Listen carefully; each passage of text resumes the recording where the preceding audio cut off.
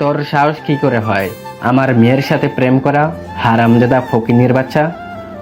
Uncle please রিয়াকে অন্য জায়গায় বিয়ে দিবেন না। আমি রিয়াকে অনেক ভালোবাসি। তোর মুখ দিয়ে এখনো আবার কথা বের হচ্ছে? আমি কি দেখে তোর সাথে আমার মেয়ের বিয়ে দেব? আমরা একে অপরকে অনেক ভালোবাসি। রিয়ার সাথে আমাকে দেখা করতে দেন। চুপ, আর একটাও কথা বলবি না। তুই আমার বাড়ি থেকে বের হয়ে যা, না হলে তোর খবর আছে।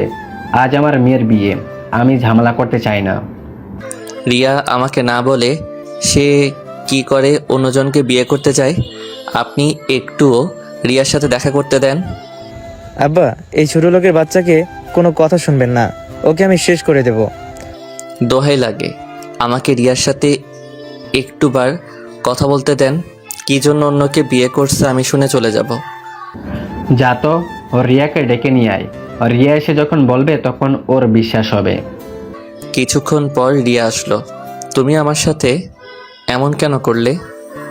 গরিবের সাথে প্রেম করাই যায়, তাকে কখনো বিয়ে করা যায় না। তোর কি আছে হ্যাঁ, যে আমি তোকে বিয়ে করব? তাহলে আমাদের 4 বছরের সম্পর্কে কি অভিনয় ছিল? হ্যাঁ, অভিনয় ছিল। কি যোগ্যতা আছে তোর?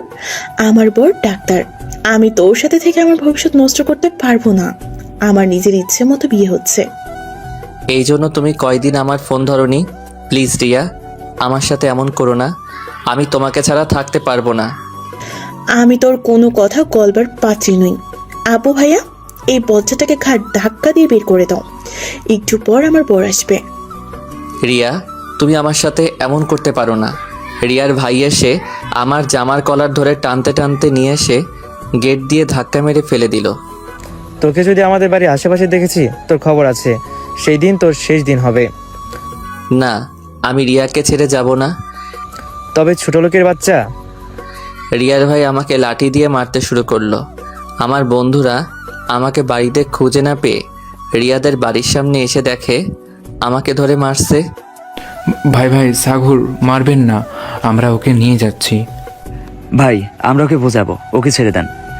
ঠিক আছে, ছেড়ে দিলাম। এই ছোট লোকের বাচ্চা, বুঝেছিস? বড় লোকের মেয়ের সাথে প্রেম করতে নেই। আমাকে ধরে আবির আর রাফি বাড়িতে নিয়ে যাচ্ছে। আমার সব শেষ হয়ে গেল রে। আমি কোনোদিন ভাবিনি রিয়া আমার সাথে অভিনয় করবে। ধনীরা সবসময় মানুষের সাথে অভিনয় করে। আমি তোকে কতবার নিষেধ করেছি রিয়ার সাথে প্রেম করিস না। আজ দেখলি কি হাল হয়েছে তোর। তোকে ছেড়ে ডাক্তারকে বিয়ে করছে। আহ উফ, আমার সারা শরীর ব্যথা ফেটে যাচ্ছে। এখন বাড়িতে গেলে আব্বু মেরে ফেলবে। কিছু হবে না, আমরা আছি। চল, তোকে আগে ডাক্তারের কাছে নিয়ে যাই। সেই ভালো। দুইজন আমাকে ধরে ডাক্তারের কাছে নিয়ে আসলো। ডাক্তার আমাকে দেখে ওষুধ দিল। এরপর ওরা আমাকে বাড়িতে নিয়ে এলো। বাপ, তোর কি হয়েছে? তোকে ধরে নিয়ে আসতে হচ্ছে কেন? তেমন কিছু হয়নি, খেলা করতে গিয়ে পড়ে গেছি। তখনই আব্বু এসে ঠাস ঠাস করে চড় মারলো। হারামজাদা, তোর জন্য আমার মান সম্মান কিছুই থাকবে না। তুই জানিস না বামন হয়ে চাঁদে হাত দিতে নেই? কি করছে আমার ছেলে? কি করবে? তোমার ছেলে প্রেম করছিল বড় লোকের মেয়ের সাথে। সেই মেয়ে আজ বিয়ে হয়ে যাচ্ছে, তার ভাই ওকে মেরেছে। তোকে আজ আমি... আঙ্কেল মাফ করে দেন, এমন ভুল আর কখনো করব না। সাগরকে মাফ করে দাও, ও ছোট মানুষ, ভুল করে ফেলেছে। ওকে রুমে নিয়ে গিয়ে গরম সেক দাও। গরিবের কখনো প্রেম হয় না। বর্তমানে গরিবরা মানুষ না, তাদের সমাজে পশুর মতো দেখা হয়। আমি যদি বড় চাকরি করতাম তাহলে এই দিন দেখতে হতো না। আঙ্কেল, যা হয়ে গেছে তা মনে করে কোনো লাভ নেই। আমরা সাগরকে ডাক্তারের কাছে নিয়ে গিয়ে ওষুধ নিয়ে এসেছি। এমন কিছু হয়ে দেখাতে হবে, গরিবরাও মানুষ, কোনো পশু না। সবাই মিলে আমাকে রুমে নিয়ে এলো। আব্বু আম্মু কাঁদছে, তাদের কষ্ট দেখে আমারও কষ্ট হচ্ছে। আমাকে একটু একা থাকতে দিবে? আমি একটু একা থাকতে চাই। ঠিক আছে, তুই থাক, আমরা চলে যাচ্ছি। সবাই বাইরে বের হয়ে গেল। আমি দরজা বন্ধ করে বেডে শুয়ে অনেকক্ষণ রিয়ার জন্য কান্নাকাটি করলাম। আজ গরিব বলে রিয়া আমাদের 4 বছরের সম্পর্ক নষ্ট করে দিল, এটা ভাবতে পারছি না। দুপুরে নিশি দরজা ধাক্কা দিতে শুরু করলো। ভাইয়া, দরজা খোল, আম্মু তোর জন্য খাবার পাঠিয়েছে। আমার ক্ষুধা নেই, তুই চলে যা, আমাকে একা থাকতে দে। খাওয়ার পর তোর ঔষধ আছে, দরজা খোল। তুই যাবি এখান থেকে? আমাকে বিরক্ত করিস না। নিশি চলে গেল। আমি ঘুমানোর চেষ্টা করলাম। রিয়ার সাথে আমি একই স্কুলে পড়াশোনা করতাম। আমাদের বন্ধুত্ব থেকে প্রেম হয়ে যায়। আমি রিয়াকে ক্লাস 9 থেকে ভালোবাসতে শুরু করি।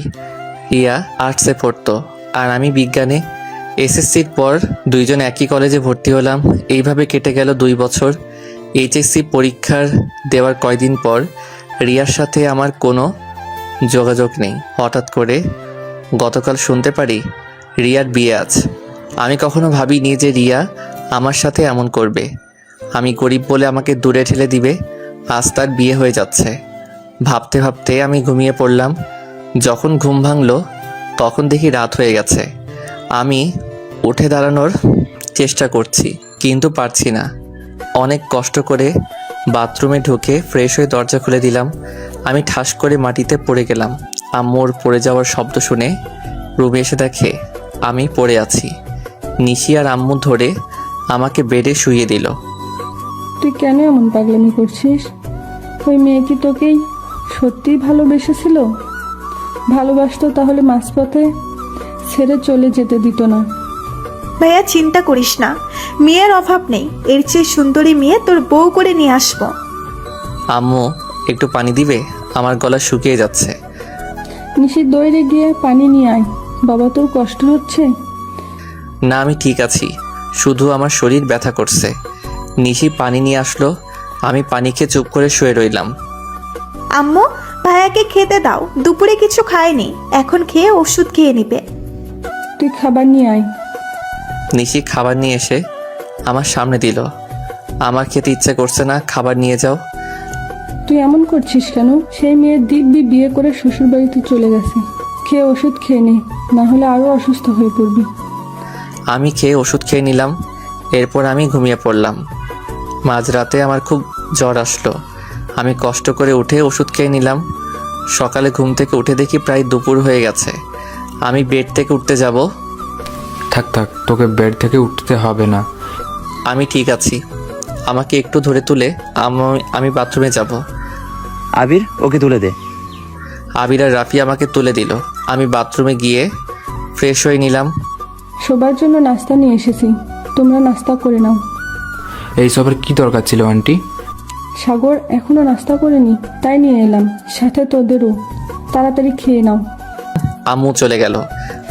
দেখ, একদমই চিন্তা করবি না। রিয়া তোর কপালে ছিল না, রিয়ার কথা ভুলে যা। আমি কি করে ভুলবো বল তোরা?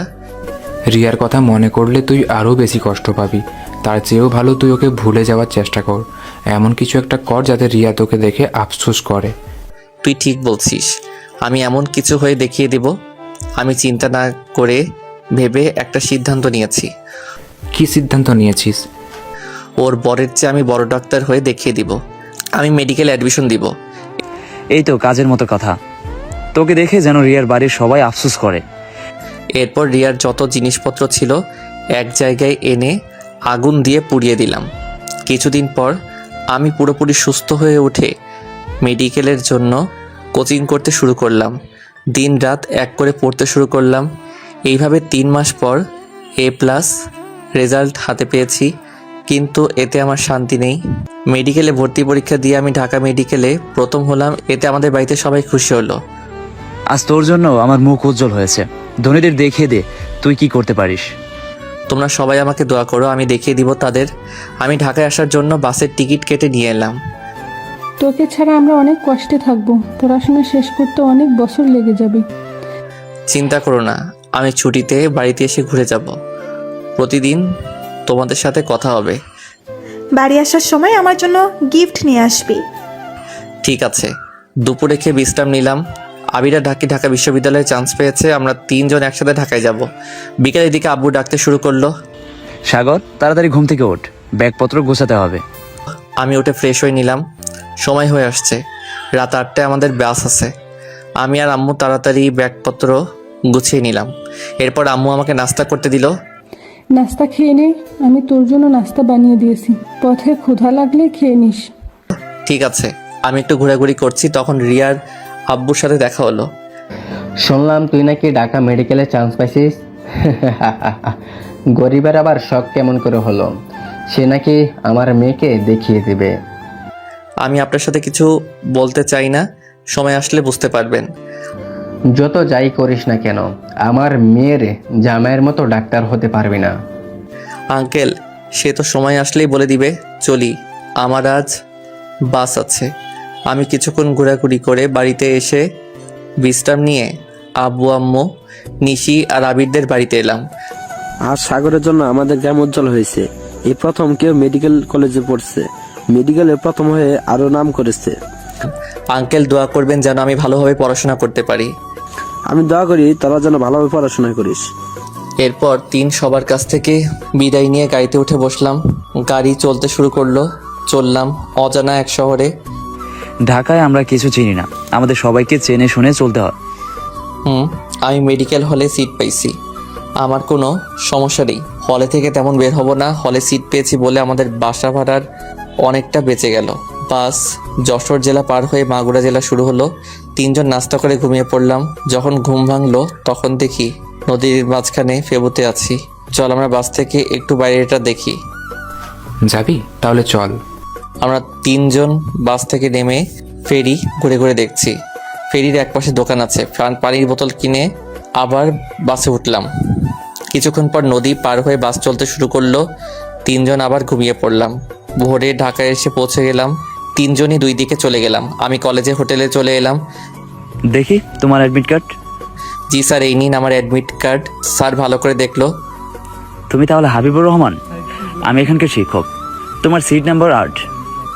ধন্যবাদ স্যার। স্যার একজন পিয়নকে দিয়ে আমার রুমে দিয়ে গেল।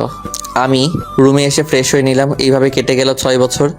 আমার পড়াশোনা শেষ হয়ে গেলে আমি ফরেন্সিক বিভাগের ছাত্র, তাই বিসিএসে ফরেন্সিক বিভাগে পরীক্ষা দিয়ে রেজাল্টের জন্য বসে আছি। এবার আমাদের জীবনে আর কষ্ট থাকবে না। তুই চাকরি পেয়ে গেলে আমাদের সব অভাব থাকবে না। তুই কখন চেম্বারে গিয়ে বসবি? তোর সময় হয়ে গেছে। এইবার যাব। এই টাকাগুলো রাখো আর বাজার করে নিয়ে এসো। আমার বাজার করার সময় নেই। কবে তুই বাজার করছিস বল? তোর আব্বু তো বাজার করে নিয়ে আসে। আমার কি সময় আছে? বাজার থেকে আসার সময় নিশির জন্য কিছু নিয়ে এসো। আমি বাড়ি থেকে বের হয়ে চেম্বারে এসে রাগি দেখতে শুরু করলাম। আমার পেটে খুব ব্যথা করছে, কিছুতেই কমছে না। চাচা কোন দিকে ব্যথা করছে, বাম পাশে না ডান পাশে? আমার বাম পাশে ব্যথা করছে, মাঝে মাঝে বমি বমি ভাব হচ্ছে। আমি ওষুধ লিখে দিচ্ছি, আপনি বাইরে থেকে ওষুধ কিনে নিয়ে আসুন। তাছাড়া আপনার গ্যাসের সমস্যা আছে। আর এই রিপোর্টগুলো লিখে দিচ্ছি, পরের বার আসলে রিপোর্টগুলো সাথে নিয়ে আসবেন। আচ্ছা। রোগী চলে গেল, অন্য রোগী এলো। আপনার কি সমস্যা বলুন? ভাইপো, আমার হাত পা ফুলে যায়, আমি কিছু খেতে পারি না, পেট ব্যথা করে, আমার পেটে পিছনে ব্যথা করে। আচ্ছা, আমি এই রিপোর্টগুলো লিখে দিচ্ছি, আপনি তাড়াতাড়ি রিপোর্ট করিয়ে নিয়ে এসে আমাকে দেখাবেন। রিপোর্ট কেন করব? গ্রামের ডাক্তাররা তো রিপোর্ট দেয় না, তুই কেন রিপোর্ট দিচ্ছিস? আমি পল্লী চিকিৎসক না, আমাকে রোগ নির্ণয় করে চিকিৎসা করতে হয়। রিপোর্ট যদি না করান তাহলে আমি বুঝবো কি করে যেন আপনার কি সমস্যা, কতটুকু সমস্যা হয়েছে? পল্লী চিকিৎসককে কি করে জানেন আপনার রোগ একটা? তারা অন্য রোগের লক্ষণ ভেবে ওষুধ দেয়, তারা ওষুধ দেয় ঠিকই, কিন্তু সেটা অতিরিক্ত মাত্রায় হয়ে যায়। তোমার কথা বুঝলাম না। ধরুন আপনার শরীরে 10 পাওয়ারের ওষুধ লাগে, কিন্তু আমি যদি 100 পাওয়ারের ওষুধ দিই তখন কি হবে? আমি প্রায় মারা যাব। একজন পল্লী চিকিৎসকের কাছ থেকে অনেক ব্যথার ওষুধ নিয়ে খেয়েছি। আজ থেকে শুনে রাখবেন, ব্যথার ওষুধ বেশি খেলে কিডনি নষ্ট হয়ে যায়। আপনি রিপোর্ট করে নিয়ে এসে দেখান, তখন বুঝতে পারবো। রোগী চলে গেল। স্যার, আপনাকে চা দেব? না, এখন চা দেওয়া লাগবে না, আপনি অন্য রোগীকে পাঠিয়ে দেন। আমি সব রোগী দেখে চা খেতে দোকানে এসে বসলাম। সেখানে দেখি রিয়ার আব্বু। কি এখনো কোনো চাকরি হলো না? ডাক্তার হয়ে কি লাভ হলো? আমি চেষ্টা করছি একটা সরকারি চাকরি। হবে না। আমার জামাই এখন সদর হাসপাতালের ডাক্তার, দিনে 1 লাখ টাকা আয় করে। মেয়ে আমার খুব সুখী আছে। কাকা, আমি চলি, আমার চা দেওয়া লাগবে না। আমি হাঁটতে হাঁটতে বাড়িতে ফিরছি, তখন আবিরের সাথে দেখা। কেমন আছিস? আমি তো ভালো আছি, তোর খবর কি? তুই কবে এসেছিস? আমি চাকরি থেকে ছুটি নিয়ে এসেছি। কলেজে পড়ানো অনেক কষ্ট। ভালো করছিস। অনার্স শেষ করতে লাগে 4 সাথে 1 বছর। তোরা বিসিএস পরীক্ষা দিতে পারিস। আজকে সকালে আসছি, তোর সাথে দেখা করব, তার সময় পাইনি। কোনো সমস্যা নেই। তোর চাকরির খবর কি? বিসিএস দিলাম, আগামীকাল রেজাল্ট বের হবে, তখন জানতে পারবো আমার ভাগ্য কি আছে। আল্লাহ ভরসা। রাত হয়ে গেছে, সকালে দেখা করব। আচ্ছা, আমি বাড়িতে এসে ফ্রেশ হয়ে রাতে খাওয়া দাওয়া সেরে ঘুমিয়ে পড়লাম। পরের দিন সকালে ঘুম থেকে উঠে নাস্তা শেষ করে বসে আছি, তখন আবির আসলো। 2 জন গল্প করছি। আমি তোদের জন্য চা নিয়ে এসে দিচ্ছি। ঠিক আছে, তুই বিয়ে করবি কবে? বাড়ি থেকে বিয়ের জন্য মেয়ে দেখছে, বিকেলের দিকে একটা মেয়ে দেখতে যাব, তোকে আমার সাথে যেতে হবে। অবশ্যই যাব। আম্মু চা দিল, আমরা চা খেতে খেতে গল্প করছি, তখন রেজাল্ট দিল। আমি রেজাল্ট দেখে তো অবাক। কি হয়েছে? তুই দেখ, এতদিনে আমার স্বপ্ন সত্যি হতে চলেছে। আন্টি, নিশি, এইদিকে আসো। সাগরের রেজাল্ট বের হয়েছে। কি হয়েছে? সাগর সিআইডি ফরেন্সিক ডাক্তার হয়েছে। আমি তোর আব্বুকে ফোন করে মিষ্টি নিয়ে আসতে বলছি। ভাইয়া, আমরা কিন্তু তোর সাথে যাব। ঠিক আছে। আম্মু আব্বুকে ফোন করলো। আব্বু মিষ্টি নিয়ে বাড়িতে এসে বাড়ির আশেপাশে লোকজনকে দিল। বাড়িতে সবাই অনেক খুশি। আমি এইবার রিয়ার আব্বুকে দেখিয়ে দিব। বিকেলের দিকে আবিরের জন্য মেয়ে দেখে এলাম, কিন্তু আমাদের পছন্দ হলো না। পরের দিন সকালে সবাই বেরিয়ে পড়লাম। ঢাকা সিআইডি সদরের প্রধান ফরেন্সিক ডাক্তার। রাতে ঢাকায় এসে আমি আমার বাংলো বাড়িতে এসে পৌঁছালাম। স্যার, আপনার রাস্তায় আসতে কোনো সমস্যা হয়নি তো? আমার কোনো সমস্যা হয়নি। আমাদের থাকার ব্যবস্থা এখানে? জি স্যার, আপনাদের এই বাংলোতে থাকার ব্যবস্থা করা হয়েছে। স্যার, আমি রনি আহমদ। ও আচ্ছা, আমরা অনেকে দূর থেকে আসছি, আমরা একটু বিশ্রাম নিব। আগামীকাল সকালে আমার আবার জয়েন্ট আছে। আপনার বিশ্রাম নেন। আমি রুমে এসে ফ্রেশ হয়ে কিছু খাওয়া দাওয়া সেরে ঘুমিয়ে পড়লাম। পরের দিন সকালে ঘুম থেকে উঠে ফ্রেশ হয়ে নাস্তা শেষ করে বাইরে বের হয়েছি, তখনই রনি বলল, স্যার, আপনাকে সদর দপ্তরে নেওয়ার জন্য গাড়ি এসেছে, আপনি গাড়িতে উঠে বসেন। আচ্ছা, আপনি ও গাড়িতে উঠে বসেন। আমি গাড়িতে উঠে বসলাম। কিছুক্ষণ পর গাড়ি ছেড়ে দিল। আমার গাড়ির পিছনে পিছনে কয়েকটি গাড়ি বের হলো। আমি ল্যাবে এসে পৌঁছালাম। সবাই আমাকে ফুল দিয়ে শুভেচ্ছা জানালো। এরপর এক এক করে সবাই আমার সাথে পরিচয় হলাম, কিন্তু এই মেয়েটাকে চেনা চেনা লাগছে। স্যার, কেমন আছেন আপনি? আমি ভালো আছি, তোমাকে চেনা চেনা লাগছে। স্যার, আমাকে চিনবেন কিভাবে? আমি আজকে এখানে জয়েন্ট করেছি। হারামজাদা চিনবে কি করে? স্কুল লাইফে কখনো আমাকে পাত্তাই দেয়নি। রিয়ার প্রেম করবি? আমার দিকে তাকানোর সময় কোথায় ছিল? ও আচ্ছা, আমার স্কুল লাইফে তোমার মতো দেখতে একটা মেয়ে ক্লাসমেট ছিল। কিছু মনে করবেন না। আমি আমার রুমে এসে বসলাম। আমি আমার মতো কাজ করতে শুরু করলাম। বিকেলের দিকে ছুটি শেষে গাড়ি নিয়ে বাড়িতে আসবো। স্যার, আমাকে একটু লিফট দেবেন? আপনার বাংলোর পাশে আমি থাকি। আচ্ছা চলো। ফারিয়া গাড়িতে উঠে বসলো। আমার ফারিয়াকে সত্যি চেনা চেনা লাগছে, কিন্তু ফারিয়াকে কোথায় দেখছি বুঝতে পারছি না। আমরা বাড়ির সামনে এসে পৌঁছালাম। স্যার, আপনি আমাকে আপনার বাড়িতে নিয়ে যাবেন না? আঙ্কেল আন্টি আর আপনার বোনের সাথে দেখা করে আসি। আমার বোন আছে, তুমি জানলে কি করে? মানে রনি বলছিল আপনার একটা বোন আছে। ও আচ্ছা, চলো আমার বাড়িতে, সবার সাথে পরিচয় হবে। আমরা বাড়িতে চলে এলাম। সাগর মেয়েটাকে? আমার সহকারী ফারিয়া আমাদের পাশে থাকে, তোমাদের সাথে দেখা করতে এলো। আন্টি কেমন আছেন? ভালো। দাঁড়িয়ে আসো কেন, বসো। আন্টি, নিশিকে দেখছি না। নিশি কোথায়? নিশিকে একবার ডেকে দিন। আমি নিশিকে ডেকে দিচ্ছি। আমি নিশিকে ডেকে দিয়ে রুমে এসে বাথরুমে ঢুকে ফ্রেশ হয়ে নিলাম। আরে আপু, তুমি এখানে কিভাবে? তোমার ভাইয়ার সাথে আমার পোস্টিং হয়েছে এখানে। নিশি, তুই ফারিয়াকে আগে থেকেই চিনিস? কেমন করে? আম্মু, আপু ভাইয়ার সাথে পড়াশোনা করতো। আমার বান্ধবীর বড় বোন, আমাদের পাশের গ্রামে বাড়ি। তুমি চিনতে পারছো, কিন্তু তোমার ভাইয়া আমাকে চিনতে পারলো না। স্কুলে সাগর রিয়া ছাড়া কারোর সাথে কথাই বলতো না। সাগর আর রিয়া কোন অন্য কলেজে ভর্তি হলো, পরে আর খোঁজ পেলাম না এদের। আজ হঠাৎ সাগরের সাথে দেখা হয়ে গেল। ও, তুমি যেন আবার রিয়ার কথা সাগরকে বলতে যেও না। কেন আন্টি, এদের বিয়ে হবে কবে? না, এদের বিয়ে হবে না। রিয়ার জন্য জায়গায় বিয়ে হয়ে গেছে। কি? আপু থাক, এই বেইমানের কথা বলো না। এখন ভাইয়াকে বলি তোর ক্লাসমেট। আমার পরিচয় দেবে না, তোমার ভাইয়া আমাকে চিনে দেবে। আমি রুম থেকে বের হয়ে এলাম। আম্মু, ফারিয়াকে নাস্তা দাও। ফারিয়া আমাদের বাড়িতে প্রথম আসলো। আমি এখনই আসছি। এইবার বলেন, আপনাদের বাড়িতে কে কে আছে? তারা কোথায় এখন? আব্বু, আম্মু, এক ছোট বোন আছে। সবাইকে নিয়ে এখানে চলে এসেছি। ও, তোমার ছোট বোন কিসে পড়াশোনা করে? এবার নিধি ইন্টার ফার্স্ট ইয়ারে পড়ছে, নিশিত ইন্টার ফার্স্ট ইয়ারে পড়াশোনা করে। আমি বাড়িতে একা থেকে বোরিং হওয়া লাগবে না। তাহলে অনেক ভালো হয়। ফারিয়া নাস্তা খেয়ে চলে গেল। আমি রাতে খাওয়া দাওয়া সেরে বাইরের দিকে ঘোরাঘুরি করছি। হঠাৎ পুলিশের গাড়ি এসে দাঁড়ালো। এই এলাকা ভালো না, আপনি বাড়িতে চলে যান। ও আচ্ছা, এদিকে কিসের সমস্যা?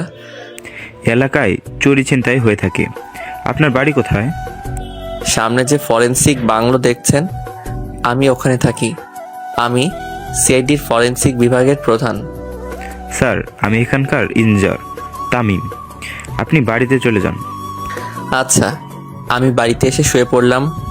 পরের দিন সকালে ল্যাবে এসে কাজ শুরু করলাম। স্যার, এখানে একটা লাশ পাঠানো হয়েছে। আচ্ছা চলুন, আপনি সব কিছু সাইন করে দিয়েছেন? জি স্যার। আপনার বাড়ি কোথায় ভাই? আপনি আমার বড়, তাই ভাই বলছি, কিছু মনে করবেন না। না স্যার, আমি কিছু মনে করিনি। আমার বাড়ি বরিশালে। আমার পুরো নাম ওয়াবায়েদ হাসান রাকিব। খুব ভালো। আমি আর রাকিব ভাই এসে লাশ দেখতে শুরু করলো।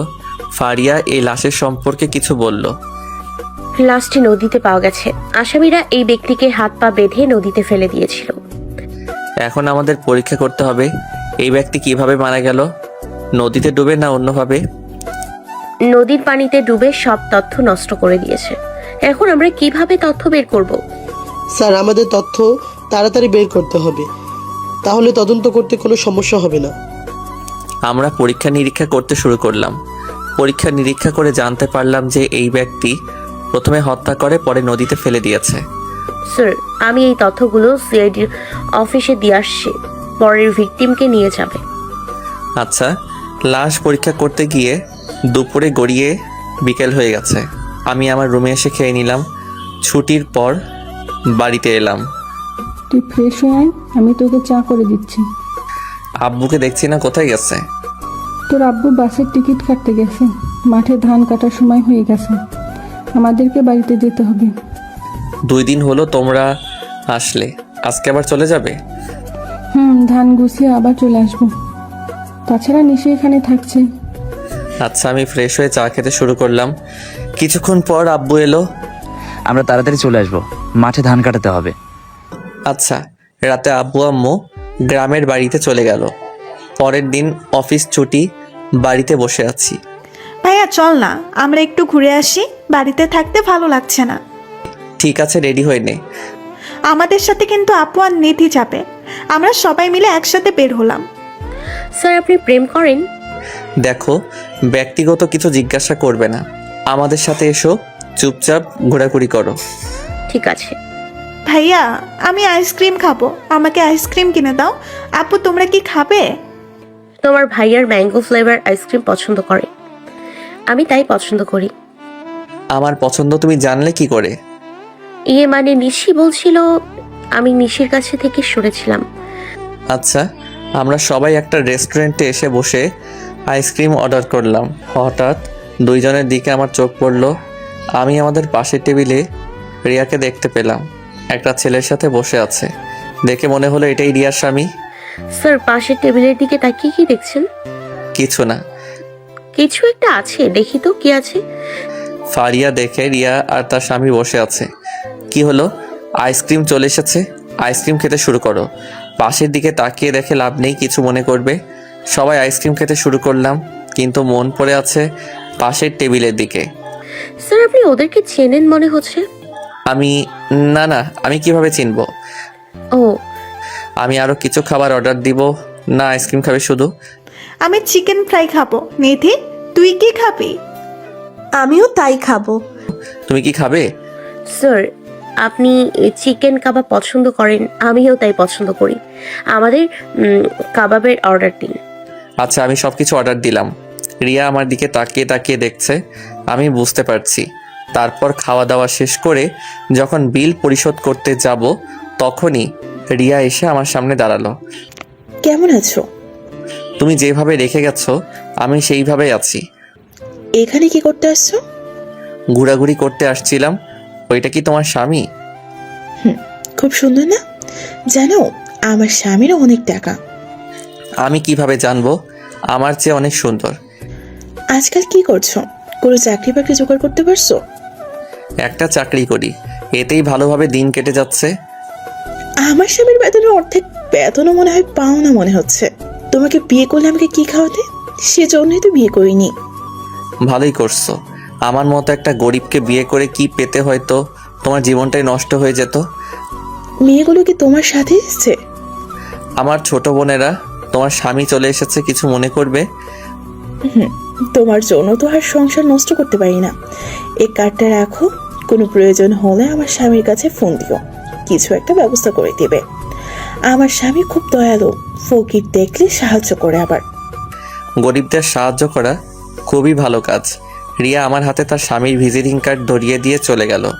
আমি মনে মনে হাসলাম, মানুষ টাকার জন্য কতটা বদলাতে পারে। তোমার স্বামীর থেকে আমার বেতন দ্বিগুণ। আমি বিল পরিশোধ করে বের হয়ে এলাম। রিয়ার সাথে এত কি কথা বলছিলেন? মেয়েটির নাম রিয়া। তুই জানলে কি করে? এ মানে নিশি বলল। নিশি খুব রেগে আছে রিয়ার সাথে কথা বলতে দেখে। আপনার এটা ঠিক হয়নি।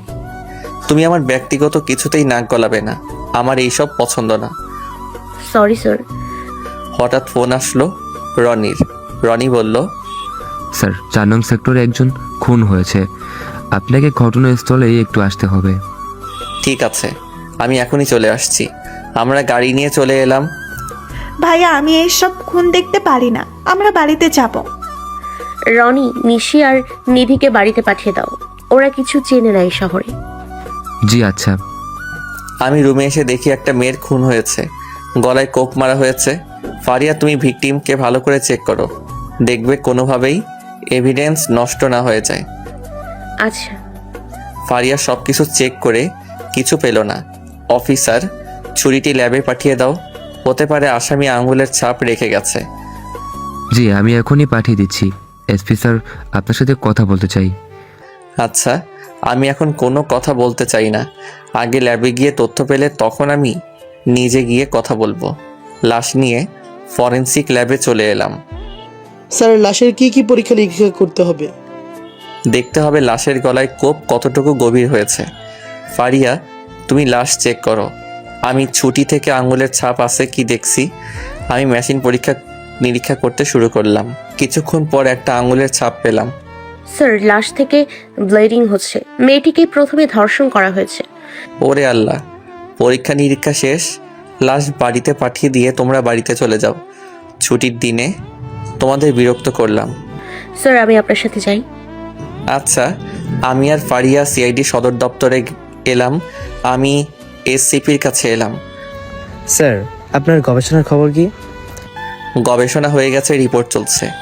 আপনারা তদন্ত করে কি পেয়েছেন? স্যার বাড়ি থেকে অনেক কিছু চুরি হয়ে গেছে, আমার মনে হচ্ছে চুরির মামলা। আপনি এই রিপোর্টগুলো রাখেন আর এই আঙুলের ছাপ ম্যাচ করে দেখতেন। আসামি আপনাদের লিস্ট আছে কি? কবির একটু দেখো তো। কবির কম্পিউটারে চেক করে দেখলো একটা পুরনো আসামি। স্যার আমাদের লিস্ট আছে, একটু পুরনো আসামি। ঠিক আছে স্যার, আপনাকে অনেক ধন্যবাদ। এসপি স্যার, মেয়েটি কিন্তু ধর্ষণ হয়েছিল, এটা আপনারা মাথায় রাখবেন। ওকে। আমি আর ফারিয়া বাড়িতে এলাম। আমি রুমে এসে ফ্রেশ হয়ে খেতে বসলাম। ভাইয়া, তুই রিয়ার সাথে কথা না বললেই পারতিস। রিয়ার জন্য তোর কোনো প্রবলেম হয় আমরা চাই না। রিয়া এসেই আমার সাথে কথা বলল। আচ্ছা ফারিয়ার আমার সম্পর্কে এত কিছু জানলো কি করে? আমি কি করে জানবো? রাতে খাওয়া দাওয়া সেরে রুমে এসে ল্যাপটপে স্কুল লাইফের ছবি দেখছি, কেননা ফারিয়াকে নিয়ে আমার সন্দেহ হচ্ছে। এই তো পেয়ে গেছি, এই মেয়েটা ফারিয়ার মতো লাগছে। রাফির কাছে কি জিজ্ঞাসা করব? রাফি আবার কিছু মনে করবে না তো? ফোন দিয়ে দেখি। আমি রাফিকে ফোন দিলাম। কেমন আছিস? তোর খোঁজ খবর পাওয়া যায় না? আমি ভালো আছি। তুই আর আবির আমাদের এখানে এসে ঘুরে যা। আসবো, হঠাৎ ফোন দিলি যে? আমি একটা তোর কাছে ছবি দিয়েছি, দেখ তো কার ছবি। ঠিক আছে। রাফি ছবি দেখলো। সাগর, এটা ফারিয়ার ছবি, আমাদের সাথে পড়াশোনা করতো। এটা আমাদের স্কুল লাইফের ছবি। তুই হঠাৎ ফারিয়ার কথা জিজ্ঞাসা করলি কেন? পরে বলছি। ফারিয়ার কি এখনকার ছবি আছে? থাকলে আমার কাছে দে, দরকার আছে। আছে। ফারিয়ার সাথে মাঝে মাঝে কথা হয়। তোর ফোনে ছবি দিয়েছে, দেখ। ফারিয়া কিন্তু ফরেন্সিক ডাক্তার হয়েছে। আচ্ছা আমি রাখছি, ঘুমিয়ে পড়ো। আমি ছবি দেখে চোখ ছানা বড়া হয়ে গেল। এই মেয়ে স্কুল লাইফে আমার পিছু পিছু ঘুরতো, এখন সে নাকি আমার সহকারী। ফারিয়া আমাকে অনেকবার প্রপোজ করছে, কিন্তু আমি রিজেক্ট করে দিয়েছি। স্কুল লাইফের কথা মনে পড়লো। সাগর দাঁড়া, তোর ব্যাগে লাভ লেটার কোথা থেকে আসলো? বেয়াদব ছেলে, এই বয়সে প্রেমপত্র লেখা হচ্ছে? কার জন্য এই চিঠি লিখছিস? স্যার এই চিঠি আমার না, কেউ আমার ব্যাগে রেখে দিয়েছে। মিথ্যা বলছিস বেয়াদব। তবে রে। ও স্যার খুব ব্যথা লাগছে। স্যার আমি চিঠি লিখেছি, সাগরের কোনো দোষ নেই। স্যার ওকে মারবেন না। তুই ওর পক্ষ নিয়ে কথা বলছিস কেন? আমি সাগরের ব্যাগ থেকে প্রেমপত্র পেয়েছি। স্যার হাতের লেখা চেক করেন, বুঝতে পারবেন। স্যার হাতের লেখা চেক করে দেখে বুঝলো এটা ফারিয়ার কাজ। ফারিয়াকে কি মাইটটা দিয়েছিল? ছোটবেলার কথা মনে পড়লে হাসি পায়, আবার রিয়ার কথা ভেবে কষ্ট হয়। আরেক দিনের কথা মনে পড়লো। সাগর আমি তোমাকে ভালোবাসি, আমার সাথে প্রেম করো, আমি তোমাকে অনেক ভালোবাসবো। ফারিয়া পাগলামি করিস না, এই বয়সে আমরা প্রেমের কি বুঝি? আমি কিছু জানি না, তোমাকে আমার ভালোবাসতে হবে। আমি তোমার পায়ে পড়ি, প্লিজ আমাকে দয়া করো। ফারিয়া আমি একজনকে ভালোবাসি, আমাকে বিরক্ত করো না। সেই 6 থেকে আমাকে তুমি বিরক্ত করো। সেই দিন তোমার জন্য আমাকে মাইর খেতে হলো। ফারিয়া সেই আমাকে জড়িয়ে ধরে খুব কান্নাকাটি করছিল। এরপরে আমাকে কোনো দিন বিরক্ত করি। এখন ফারিয়া জানতে পারে আমি সিঙ্গেল, তাহলে আমাকে বিরক্ত করে শেষ করে দিবে। ফারিয়া মনে করছে আমি তাকে চিনতে পারবো না। পরের দিন সকালে ঘুম থেকে উঠে নাস্তা করেছি, তখন ফারিয়া এসে আমার হাত থেকে ডিম ভাজি নিয়ে খেতে শুরু করলো। স্যার আমি আপনার ডিম খেয়ে নিলাম, কিছু মনে করবেন না। ঠিক আছে, কিন্তু এই অন্যের জিনিস না বলে খেতে নেই। এখানে কি করতে আসছো? আমি আপনার সাথে অফিসে যাব, আমার একা একা যেতে ভালো লাগে না। দেখো এই ফাইজলামি বন্ধ করো। তুমি যা আশা করছো তা কখনো আদায় করতে পারবে না। আমি আজও রিয়াকে ভালোবাসি। তোর ভালোবাসার কুষ্টি মারি হারামজাদা। এই কালনাগিনীর জন্য এখন মনে প্রেম রয়েছে? ফারিয়া তুমি কিন্তু সীমা ছাড়িয়ে যাচ্ছ। কি মনে করছো আমি তোমাকে চিনতে পারবো না? চুপ, তুই একটাও কথা বলবি না। এটা বাড়ি, তোর অফিস না যে আমার উপর চিল্লাচিল্লি করবি। দেখো অফিসে আমরা দুজন যদি একসাথে যাই তাহলে অফিসের লোকজন কি মনে করবে বলো তো? বলবে স্বামী স্ত্রী একসাথে আসছে। তুমি কি আমাকে পাগল করে দিবে? সেই ছোটবেলা থেকেই তুমি আমার পিছু পড়ে আছো কেন? ভালোবাসি তাই। আমি মরে যাওয়ার আগ পর্যন্ত তোমাকে ভালোবেসে যাব। এখন চলো অফিসে। আমি মনে মনে বললাম, আল্লাহ এই মেয়ের হাত থেকে রক্ষা করো। অফিসে বাড়িতে ফারিয়া দখল করে রাখছে। আমরা দুজন অফিসে এসে আমার মতো কাজ করতে শুরু করলাম, ল্যাবে গবেষণা করতে শুরু করলাম। স্যার যে মেয়ের লাশ পাওয়া গিয়েছিল তার আসামিকে ধরা হয়েছে। ও আচ্ছা, আসামি মেয়েটিকে ধর্ষণ করছিল কি পরীক্ষা করতে হবে, তার জন্য আসামিকে ল্যাবে নিয়ে আসতে হবে। Okay sir. কিছুক্ষণ পর ফারিয়া এলো আমার কাছে। বাবু কি করো তুমি? ফারিয়া ফাইজলামি বন্ধ করো, এটা আমার অফিস। বাবু কি? সরি স্যার, এখন ল্যাবে কেউ নেই তাই বললাম। কাজের কথায় আসো। যাও মেয়েটির ধর্ষণের রিপোর্টগুলো নিয়ে আসো। লাশ থেকে যেগুলো এভিডেন্স পাইছি তা আবার পরীক্ষা করতে হবে। আচ্ছা। কিছুক্ষণ পর আসামিকে নিয়ে আসা হলো। রাকিব ভাই আপনি আসামির কাছ থেকে এভিডেন্স নেন। ওকে। এরপর ল্যাবে হরমোন পরীক্ষা করতে শুরু করলাম। পরীক্ষা নিরীক্ষা করে জানতে পারলাম এটাই ধর্ষক। স্যার কি জানতে পারলেন? এটাই মূল আসামি, একে আমার সামনে থেকে নিয়ে যাও। এটা আমার সহ্য হচ্ছে না। Okay sir. দুপুর আমার রুমে খেতে বসছি, তখন ফারিয়া এলো। এটা কি হলো? সকালের মতো তুমি আমার প্লেট থেকে মাছ নিয়ে খেতে শুরু করলে কেন? এটা আপনার মাছ, নাম লেখা ছিল কি? তুমি কি শুরু করছো বলো তো? এখন কিছু শুরু করিনি। আমাকে ভালো না বাসলে তোমার জীবন অতিষ্ঠ করে দিব। ফারিয়া আমার মাথা খারাপ করে দিও না, আমাকে খেতে দাও চুপচাপ। তাড়াতাড়ি করে খেয়ে আমি ল্যাবে এসে গবেষণা করতে শুরু করলাম। সন্ধ্যায় বাড়িতে এসে ফ্রেশ হয়ে কফি খাচ্ছি। ভাইয়া আমাকে কলেজে ভর্তি করিয়ে দিবি না? কয়দিন পার হয়ে গেল। আমি ভুলে গেছিলাম তুই কোন কলেজে ভর্তি হতে চাস। আমি নিধির সাথে ভর্তি হব ঢাকা কলেজে। আপু নিধিকে ঢাকা কলেজে ভর্তি করিয়ে দিয়েছে। ঠিক আছে, আগামীকাল তোকে নিয়ে যাব। তোর সব পেপারগুলো ঠিক করে রাখিস। আমি কফি খাওয়া শেষ করে বাড়ি থেকে বের হয়ে একটু ঘোরাঘুরি করছি। হঠাৎ একটা ছেলে এলো। আপনার কি ধরনের মাদক লাগবে? মদ, ইয়াবা না গাঁজা? আমাকে দেখে তোমাকে গাঁজাখোর মনে হচ্ছে? আমি এসব কিছু খাই না। লজ্জা করছেন কেন? আপনি এসব খাওয়ার জন্যই এখানে আসছেন। তাই নাকি? এখানে সব কিছু পাওয়া যাবে কি? তুমি আমাকে কি কি এনে দিতে পারবে? আসুন আমার সাথে, আপনার যা লাগবে সব কিছু পেয়ে যাবেন। ওকে। আমি এসিপির কাছে একটা মেসেজ দিয়ে ছেলেটির সাথে এলাম। এসে দেখি এখানে মাদকের আঁকড়া বসেছে। ছেলে মেয়ে সব মাদক সেবন করছে। রাতুল, একটা বড় পার্টি পেয়েছেন। এই লোকের অনেক মাদক লাগবে। আপনার কি লাগবে বলুন? মদ, ইয়াবা, গাঁজা, হিরোইন? সব কিছু নিয়ে আসো। আমার সব কিছু লাগবে। তাড়াতাড়ি নিয়ে আসার ব্যবস্থা করো। আমার খুব নেশা উঠে গেছে। ওকে, এখনই নিয়ে আসছি। রাতুল চলে গেল নিয়ে আসতে। কিছুক্ষণ পর সব কিছু নিয়ে চলে এলো।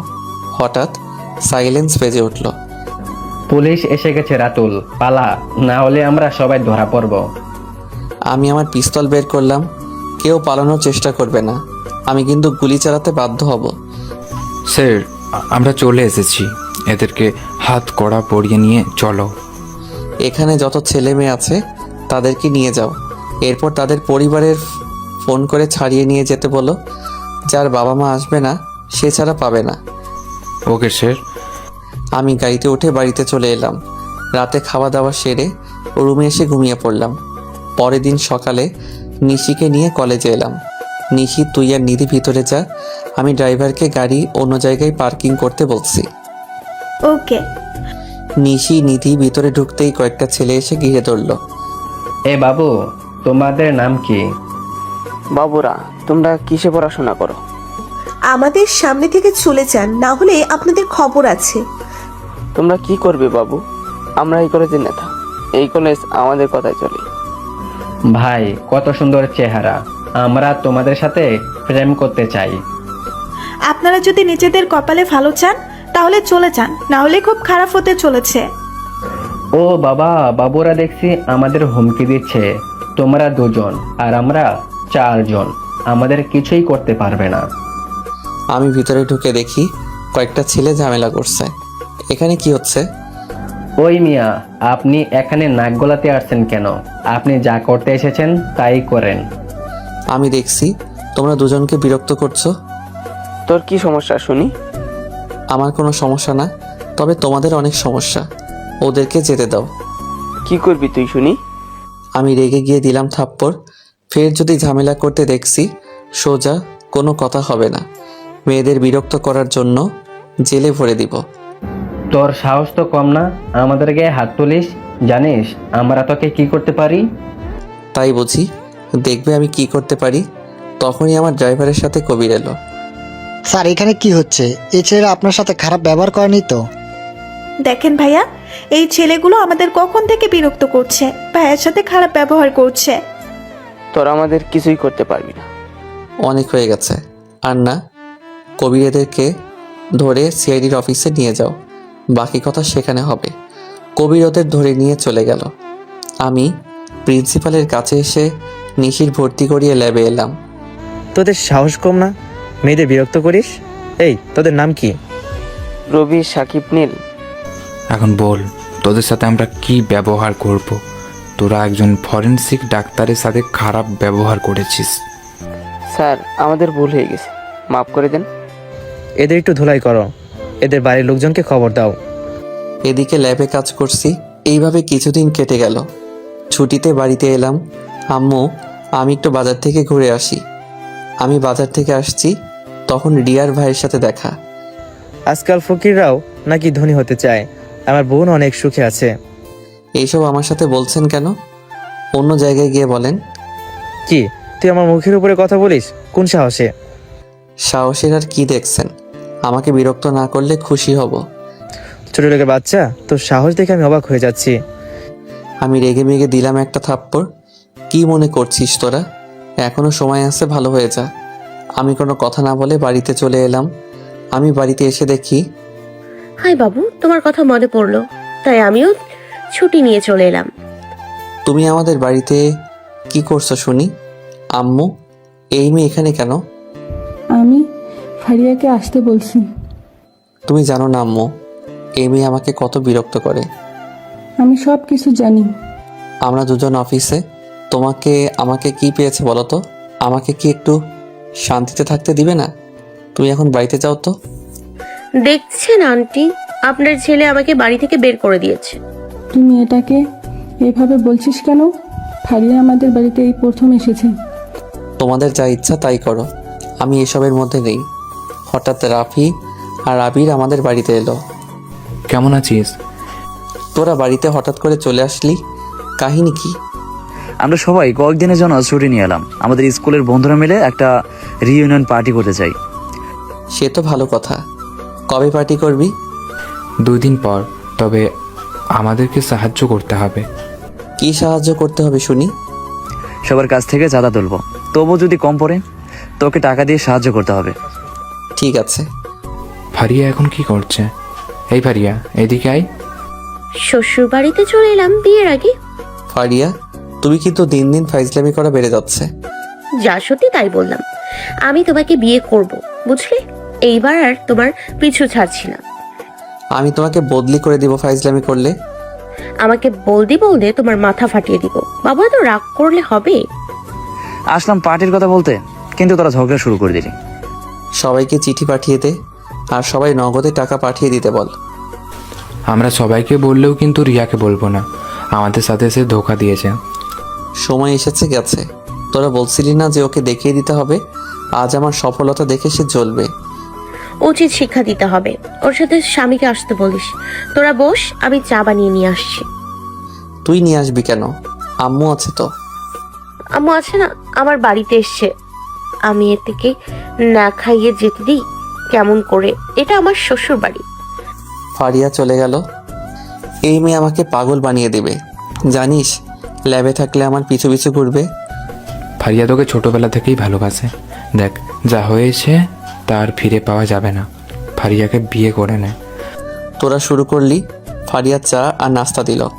আমরা চা নাস্তা শেষ করে 3 জন একটু ঘোরাঘুরি করে আমি আমার চেম্বারে এসে রোগী দেখতে শুরু করলাম। সাগর, আমার বুকে ব্যথা করছে, নিঃশ্বাস নিতে কষ্ট হচ্ছে। চাচা, আমি রিপোর্ট লিখে দিচ্ছি। আপনি ইসিজি আর এক্সরে করে নিয়ে এসে আমাকে দেখান। আপনার কোন পাশে ব্যথা অনুভব হচ্ছে? আমার বুকে ডানে ব্যথা করছে। ও আচ্ছা, তাহলে ইসিজি করা লাগবে না। আপনি এক্সরে করিয়ে নিয়ে আসেন। আপনার মনে হয় গ্যাসের সমস্যা হয়েছে। নীল, অন্যজনকে পাঠিয়ে দাও। ঠিক আছে। রোগী ভিতরে ঢুকে চেয়ারে বসলো। আপনার কি সমস্যা বলেন? আমার কোনো সন্তান হচ্ছে না।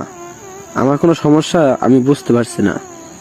আমি যৌন চিকিৎসক না, তবু আমি আপনার কিছু ওষুধ লিখে দিচ্ছি। আপনি একটা ভালো যৌন চিকিৎসকের পরামর্শ নিন। আমি গ্রামের মানুষ, আমি কি করে জানবো কে যৌন চিকিৎসক? আপনি একটু দেখেন না আমার কি সমস্যা। ঠিক আছে, আপনি এই রিপোর্ট করিয়ে নিয়ে আসেন। আমাকে কি রিপোর্ট করতে হবে? আপনার বীর্য পরীক্ষা করতে হবে। সিমেনোগ্রাম পরীক্ষা করিয়ে নিয়ে আসেন, তখন আমি বুঝতে পারবো সমস্যা এটা কি। Okay sir. আমি এক এক করে রোগী দেখা শেষ করলাম। সবার শেষে রোগীটি আমার কাছে এলো। আমার কাছে রিপোর্টগুলো দেন, দেখি আপনার কোনো সমস্যা হচ্ছে নাকি। আমার ভয় করছে, আমি বাড়িতে কাউকে না জানিয়ে চলে এসেছি। ভয় পেলে চলবে না, আপনাকে সাহস রাখতে হবে। আমি রিপোর্ট ভালো করে দেখলাম, রোগীর কোনো সমস্যা নেই, শুক্রাণু সব ঠিক আছে। স্যার বলেন আমার কি সমস্যা? আপনার কোনো সমস্যা নেই। আপনি আপনার বউকে একজন গাইনি ডাক্তারকে দেখান। আচ্ছা, কিন্তু আমি অনেক ডাক্তার দেখিয়েছি। ও, আপনি একজন ভালো ডাক্তারের কাছে নিয়ে যাবেন। নিয়মিত ওষুধ খেলে আপনাদের সন্তান হবে। আল্লাহর উপর ভরসা রাখেন। আমি রোগীকে দেখে বাড়িতে এসে খেতে বসলাম। আমরা তোর বিয়ে নিয়ে চিন্তা করছি, তোকে আমরা বিয়ে দিব। আমি এখন বিয়ে করব না। আমি সামনে বিয়ের কথা বলবে না। তোর বয়স কম হলো না, তোর বন্ধুদের প্রায় সবার বিয়ে হয়ে গেছে। বাকি আছিস তুই আর আবির, এদের তো বিয়ের কথা চলছে। ভাইয়া, তুই ফারিয়া আপুকে বিয়ে করে নে, তাহলে অনেক ভালো হবে। না, তোমরা আমাকে খেতে দিবে না। আমি ভাত রেখে উঠে রুমে চলে এলাম। তখনই ফারিয়ার ফোন এলো। আমি ফোন ধরলাম। বাবু এখন কি করছো? আমাকে বিরক্ত করা বন্ধ করো, এমনিতে আমার মাথা গরম হয়ে আছে। বাবু এত রাগ করলে হবে? আমাকে বিয়ে না করে যাবে কোথায়? চুপ, একটা কথা বলবে না। আমি ফোন কেটে ফোন বন্ধ করে ঘুমিয়ে পড়লাম।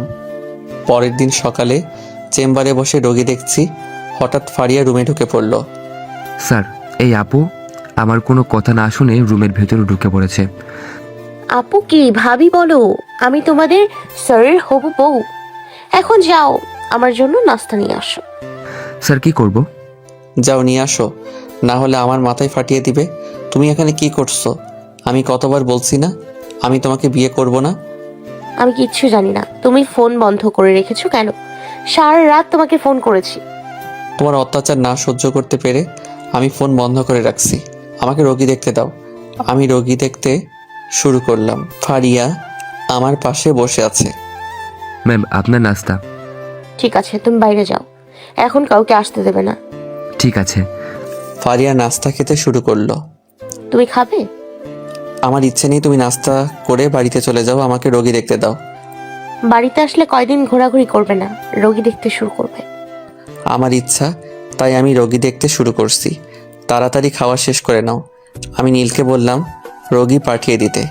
রোগী ভিতরে ঢুকতেই আমি অবাক হয়ে গেলাম। শুনলাম তুই নাকি বড় ডাক্তার হয়েছিস, তাই দেখতে এলাম। ভাবছিস না আমার জামাইকে ছাড়িয়ে যেতে পারবি না? আপনি এই জন্য আমার কাছে এসেছেন? আমি তোর মতো ডাক্তারের কাছে দেখিয়ে মারবো নাকি? তুই আমার ছেলেকে থাপ্পড় মারিছিস কোন সাহসে? আমার সাথে খারাপ ব্যবহার করছে, আপনাদেরকে শিক্ষা না দিলে চলবে না। তোর খবর আছে, আমি তোকে ছাড়বো না।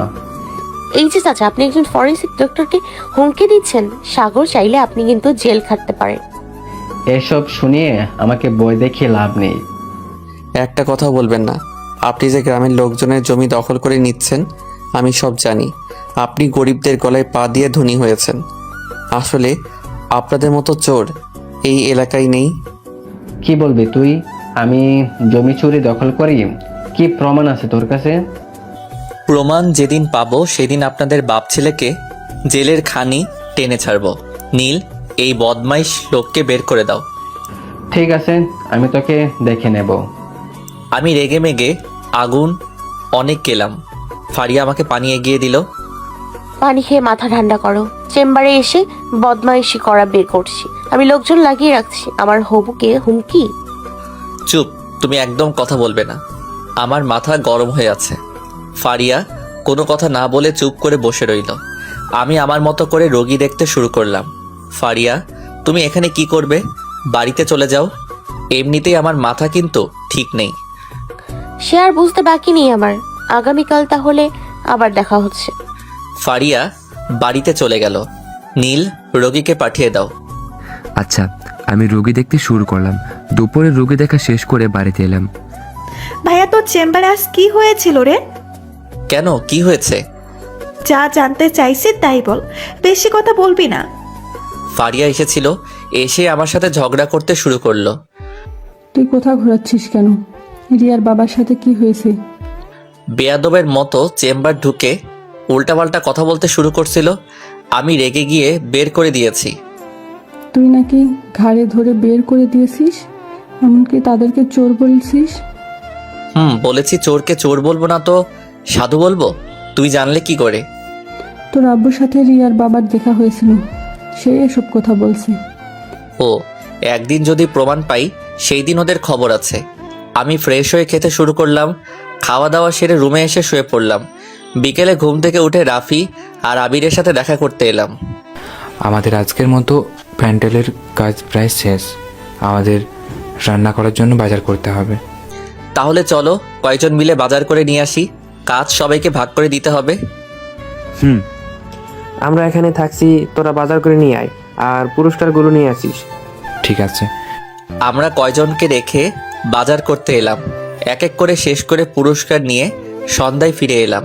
বাজারগুলো রেখে স্কুলের মধ্যে এসে দেখি কাজ শেষ। সাগর, সবাই চা নাস্তা করতে চাইছে। টাকা নিয়ে গিয়ে কাউকে চা নাস্তা নিয়ে আসতে বল। আচ্ছা, মামুন টাকা নিয়ে গিয়ে চা নাস্তা নিয়ে এলো সবার জন্য। আবির, রিয়ার কোনো খোঁজ পাইছিস?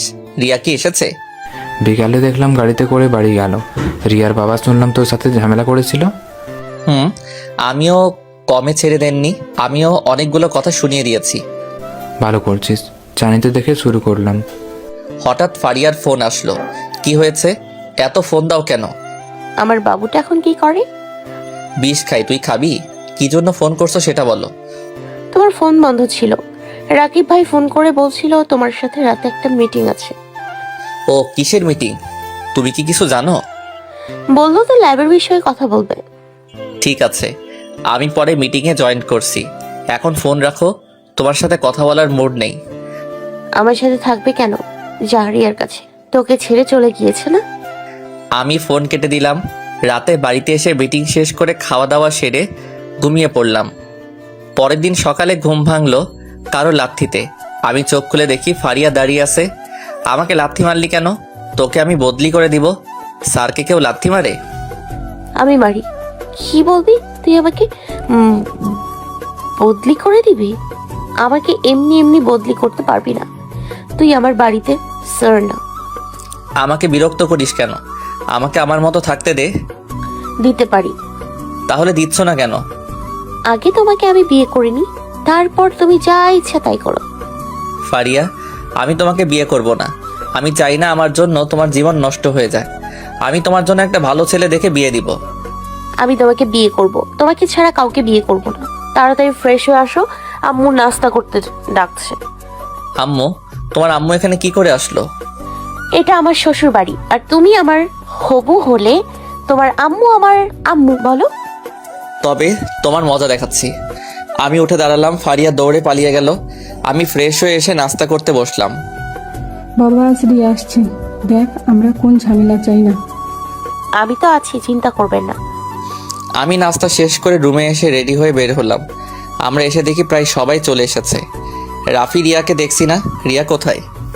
হারামজাদা, এখনো পুরাতন প্রেম উথলে উঠেছে। থাপ্পড়ে তোর দাঁত ফেলে দিব। সাগর, আমরা তোর কাছে এমন আশা করিনি। রিয়ার খোঁজ করা বন্ধ কর। উফ, চুপ, একটাও কথা বলবি না। আমি চুপচাপ বসে রইলাম। কিছুক্ষণ পর অনুষ্ঠান শুরু হলো। হঠাৎ আমার সামনে এসে রিয়া বসলো। তুমি এখানে কি করো? তোমার তো ছোটখাটো চাকরি, এখানে সবাই বড় ধরনের চাকরি করে। আমিও একই ব্যাচের, সবাই আমাকে নিয়ে আসলো। তখন কি করব?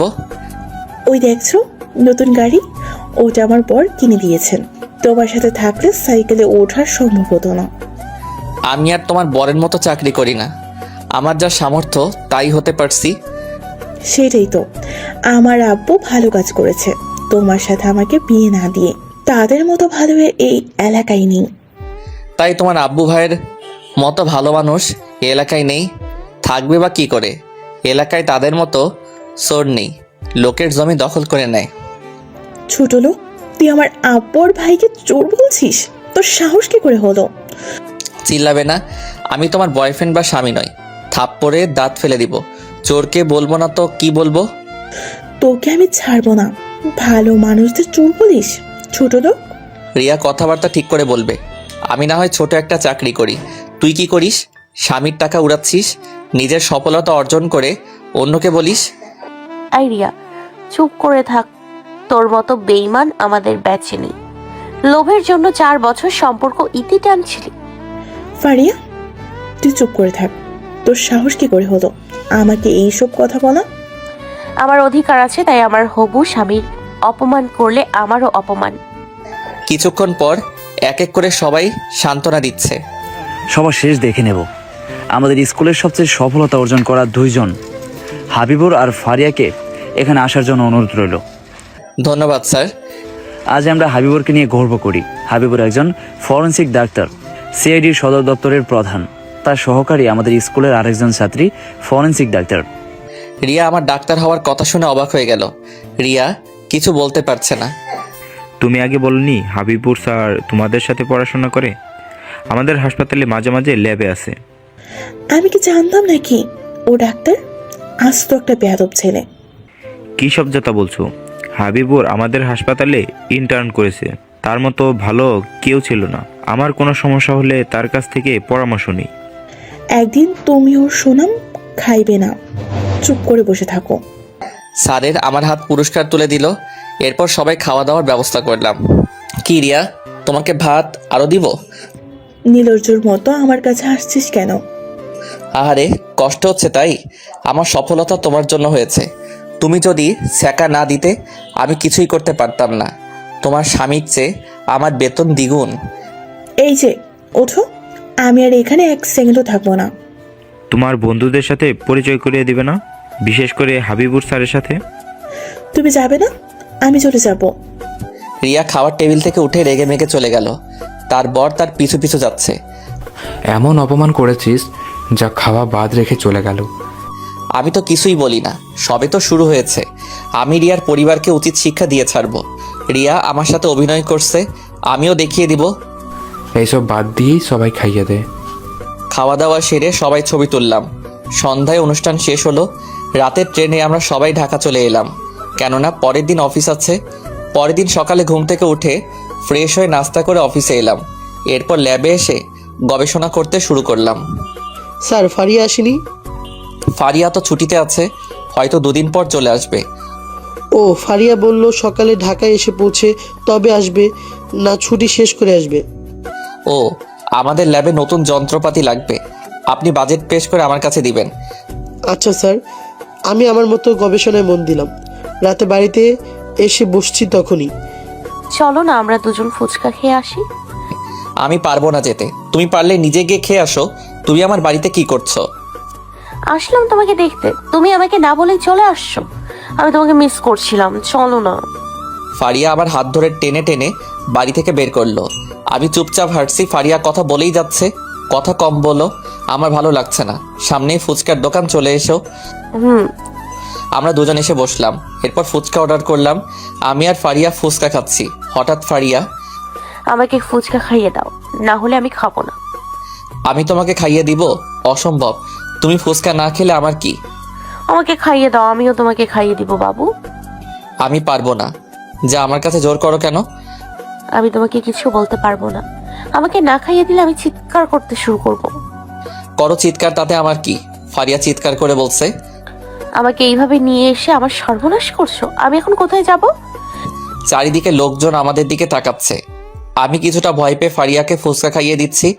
লোকজন অন্য কিছু মনে করবে। চুপ করো, আমি তোমাকে খাইয়ে দিচ্ছি। তোমাকে ভয় না দেখালে আমাকে খাইয়ে দিতে নাকি? তাড়াতাড়ি খেয়ে নাও, আমার বাড়িতে যেতে হবে। ফুচকা খাওয়া শেষ করে বিল পরিশোধ করে হাঁটতে শুরু করলাম। হাত সরিয়ে নিয়ে যাচ্ছ কেন? আমি তোমার হাত ধরে হাঁটবো। তোমার লজ্জা করে না পরপুরুষের হাত ধরে হাঁটতে চাইতে? আমি হাঁটতে শুরু করলাম, হঠাৎ ফারিয়া লাফ মেরে আমার পিঠে উঠে বসলো। হাত ধরতে দেবে না এখন? আমাকে পিঠে করে বাড়িতে নিয়ে চলো। নামও বলছি। হাতির বাচ্চাকে আমি তুলতে পারছি না, আমার কষ্ট হচ্ছে। আমি নামবো না। আমি কষ্ট করে হাঁটতে হাঁটতে বাড়িতে ফারিয়াকে নিয়ে চলে এলাম। ফারিয়া বাড়িতে চলে গেল। আমি রুমে এসে ফ্রেশ হয়ে বসলাম। এইভাবে আর কতদিন? তুই বিয়ে করবি কবে? আমি বিয়ে করব না, তোমরা যতই চেষ্টা করো না কেন, আমি বিয়ে করব না। ফারিয়াকে যতই আমার পিছু লাগিয়ে ভালো হয়নি। তোর আব্বুর সামনে বলতে পারবি তো তুই বিয়ে করবি না? আমার এখন ভালো লাগছে না, আমাকে একা ছেড়ে দাও। আম্মু চলে গেল। আমি রাতের খাবার খেয়ে শুয়ে পড়লাম। পরের দিন সকালে ঘুম থেকে উঠলাম কারোর ঠোঁটের স্পর্শে। আমি চোখ খুলে দেখি ফারিয়া। আমি রেগে মেগে ফারিয়াকে একটা থাপ্পড় মেরে দিলাম। আমাকে মারলে কেন? দিন দিন আব্বু আম্মুর জন্য তোমার সাহস বেড়ে গেছে। কোন সাহসে আমাকে লিপ কিস করো? আমি আমার হবু বরকে কিস করছি, তুমি এত চিৎকার করছো কেন? আমি তোর হবু বর, আমি কি বলছি তোমাকে বিয়ে করব? তুমি একদম আমার কাছে আসবে না। এখন আমার রুম থেকে চলে যাও, না হলে আমি কিন্তু আরো রেগে যাব। ঠিক আছে, চলে যাচ্ছি। আমি ফ্রেশ হয়ে নাস্তা করতে শুরু করলাম। হঠাৎ এসিপির ফোন আসলো। হ্যাঁ বলুন, কি সংবাদ? স্যার, আপনাকে দয়া করে একটা জায়গায় আসতে হবে। এখানে 2 জন খুন হয়েছে। ঠিক আছে, আপনি লোকেশন পাঠিয়ে দেন, আমি চলে আসছি। Okay sir. আমি নাস্তা শেষ করে রেডি হয়ে গাড়ি নিয়ে চলে এলাম। আমি তথ্য সংরক্ষণ করতে শুরু করলাম। রাকিব ভাই, আপনি এক এক তথ্য সংরক্ষণ করেন। এরপর আমি ল্যাবে এসে ভিকটিমদের পরীক্ষা নিরীক্ষা করতে শুরু করলাম। কিভাবে মারা গেল? স্যার, আপনি কিছু জানতে পারছেন কিভাবে এরা দুজন মারা গেল? এখনো বুঝতে পারছি না, ল্যাবের যন্ত্রপাতিতে ধরা পড়ছে না। আমাদের আধুনিক প্রযুক্তির ব্যবহার করতে হবে। আচ্ছা, আপনি পরীক্ষা নমুনা দিয়ে দেন, আমি আধুনিক ল্যাব থেকে পরীক্ষা করিয়ে নিয়ে আসছি। ওকে, এই যন্ত্রটি আগামীকালের মধ্যে চলে আসবে, কিন্তু এতে অনেক দেরি হয়ে যাবে। আমি নমুনা দিয়ে দিলাম। স্যার, আপনি কিছু জানতে পারছেন? কিছুটা জানতে পারছি, বাকিগুলো সন্ধ্যায় পেয়ে যাব। স্যার, ওরা কিভাবে মারা গেল? এক ধরনের বিষের কারণে মারা গেছে, কিন্তু কী ধরনের বিষ ব্যবহার করা হয়েছে তা এখনো জানা যায়নি। ওকে স্যার, আমরা সন্ধ্যায় এসে খোঁজ নিব। আমি গবেষণা কাজ চালিয়ে গেলাম। দুপুরে লাঞ্চ করে কিছু বিশ্রাম নিয়ে আবার পরীক্ষা নিরীক্ষা করতে শুরু করলাম। বিকেলের দিকে রিপোর্ট চলে এলো। আমি রিপোর্ট নিয়ে সিআইডির অফিসে এলাম। স্যার, আপনি এখানে? আমি বাড়িতে চলে যাচ্ছিলাম, তাই ভাবলাম বাড়িতে যাওয়ার আগে রিপোর্ট দিয়ে যাই। স্যার, রিপোর্টে কি এসেছে? সাপের বিষ ইঞ্জেকশন পুশ করে ওদেরকে মারা হয়েছে। খোপরা সাপের বিষ ব্যবহার করা হয়েছে। আরও কিছু জানতে পারছেন? একটা আঙুলের ছাপ পাওয়া গেছে, তবে কোনো আসামির সাথে ম্যাচিং হয়নি। আমাদের এখন আসামিকে খুঁজে বের করতে হবে। আমি আরও কিছু কথা বলে বাড়িতে চলে এলাম। বাড়িতে এসে ফ্রেশ হয়ে নাস্তা করতে বসলাম। নাস্তা শেষ করে টিভি দেখতে শুরু করলাম। ভাইয়া, আমার সাথে তোকে এক জায়গায় যেতে হবে। কোথায় যাব? আগে বল, আমার সাথে যাবি তো? আচ্ছা যাব, এখন বলো আমাকে কোথায় যেতে হবে। ভাবিদের বাড়িতে যেতে হবে, আমাদের সবাইকে রাতে খাওয়ার জন্য দাওয়াত রয়েছে। তা না, আমি যাব না। তুই কিন্তু আমাকে কথা দিয়েছিস, তুই আমার সাথে যাবি। উফ, এত জ্বালা ভালো লাগে না। আমি আর নিশি ফারিয়াদের বাড়িতে এলাম। এসে দেখি আব্বু আম্মু বসে আছে। আপু দুলাভাই চলে এসেছে, আপু দুলাভাইয়ের জন্য শরবত নিয়ে আয়। হাই হাই, এসব কি বলছে? এই যে নিধিকে তোমার দোলাভাই? আপনি আমার দুলাভাই, আপু বলেছে আমি যেন আপনাকে দুলাভাই বলে ডাকি। উফ, আমি পাগল হয়ে যাব। বাড়িতে অফিসে ফারিয়া আমাকে পাগল করে ছেড়ে দিবে। আমি সোফায় বসলাম, ফারিয়া আমার জন্য শরবত নিয়ে এলো। শরবতের গ্লাসটা তাড়াতাড়ি খালি করে দাও। আমি বিরক্ত হয়ে বললাম দাও। রাগে রাগে খেয়ে গ্লাস দিলাম। আবার তোমার কোনো অসুবিধা হচ্ছে না তো? জি না, সারাদিন অনেক কষ্ট হয়েছে। একটা বাড়িতে 2টা লাশ পাওয়া গেছে, এই নিয়ে সারাদিন কেটে গেছে। আমি আর ফারিয়া আব্বু এখানে একটা ব্যবসা করব। এইভাবে বাড়িতে বসে থাকতে ভালো লাগে না। তোমরা যা ভালো বোঝো তাই করো, আমি তোমাদেরকে না বলবো না। কি ব্যবসা করবে শুনি? আমাদের এলাকা থেকে সবজি চাষিদের কাছ থেকে নিয়ে এসে এখানে বিক্রি করব। আমি একটা দোকান দেখছি। আমরা গ্রামের মানুষ, বাড়িতে কি বসে থাকতে ভালো লাগে? ঠিক আছে। কিছুক্ষণ পর ফারিয়া আমাদেরকে টেবিলে বসতে দিল। ফারিয়া আমাদেরকে খাবার বেড়ে দিচ্ছে। হারিয়া, জামাইকে বেশি বেশি খাবার দে। তোমার জামাইকে আজকে অনেক কিছু খাইয়ে ছাড়বো। আমি চুপচাপ শুনে যাচ্ছি, কিছু বলতে পারছি না আব্বুর ভয়ে। না আন্টি, আমি বেশি খেতে পারবো না। তা বললে আমি কিছুতেই শুনছি না। আজ তোমাকে সবকিছু খেয়ে উঠতে হবে, না হলে আমি তোমাকে কিছুতেই যেতে দিচ্ছি না। ভাইয়া, খেয়ে নে, এত আদর করে খাচ্ছে, খেয়ে নে। আমি চুপচাপ খেয়ে উঠে সোফায় এসে বসলাম। আম্মু, আমি বাড়িতে যাচ্ছি, তোমরা পরে আসো। এখন বাড়িতে যাওয়া যাবে না, পরে বাড়িতে যাবে। আমার কিছু কাজ আছে। আমি ফারিয়াদের বাড়ি থেকে বের হয়ে বাড়িতে এলাম। পরের দিন ল্যাবে এসে কাজ করতে শুরু করলাম। কি করো? এটা অফিস, আমার বাড়ি না যে তুমি করে বলবে। সরি স্যার, আর হবে না। আমি আপনাকে সাহায্য করতে পারি? রোগীর অবস্থা কেমন তাপমাত্রা পরিমাপ করে আমার কাছে নিয়ে আসো। জি আচ্ছা। ফারিয়া তাপমাত্রা চেক করে আমার কাছে এলো। স্যার, লাশের তাপমাত্রা 20 ডিগ্রি। আমি হিসাব করে দেখলাম ফারিয়া এদের মৃত্যু হয়েছে ভোর 4টা থেকে 5টার মধ্যে। তুমি এসিপিকে ফোন করে জানিয়ে দাও। জি স্যার। দুপুরে লাঞ্চ করে এসিপির সাথে দেখা করতে এলাম। এসিপি আমাকে একটা ছবি দেখালো। ছবি দেখে চোখ আমার কপালে উঠলো। স্যার, ছবি এই লোকটি ভিকটিমের সাথে দেখা করে এসেছিল, রাত 10টায় আবার চলে যায়। ও আচ্ছা, আপনারা এই ব্যক্তির খোঁজ পাইছেন? না স্যার, এখনও খোঁজ পাওয়া যায়নি। আমরা লোকজন লাগিয়ে দিয়েছি। আমি এই ব্যক্তিকে ভালোভাবে চিনি, তবে প্রমাণ ছাড়া কিছুই করা যাবে না। স্যার, কোনো প্রমাণ পাওয়া যায়নি, তবে আমাদের সন্দেহ আছে। তারপর আমাদেরকে তার বাড়িতে গিয়ে প্রমাণ খুঁজতে হবে। স্যার, আপনি আমাদেরকে নিয়ে চলুন, আমরা ওই ব্যক্তিকে জিজ্ঞাসাবাদ করব। ঠিক আছে, তাড়াতাড়ি একটা হেলিকপ্টার ব্যবস্থা করবেন। ওকে স্যার, আমি এখনই ব্যবস্থা করছি। ঠিক আছে। আমি ফারিয়াকে ফোন করে ল্যাব থেকে পরীক্ষা নিরীক্ষা করার জন্য ছোটোখাটো যন্ত্রপাতি নিয়ে আসতে বললাম।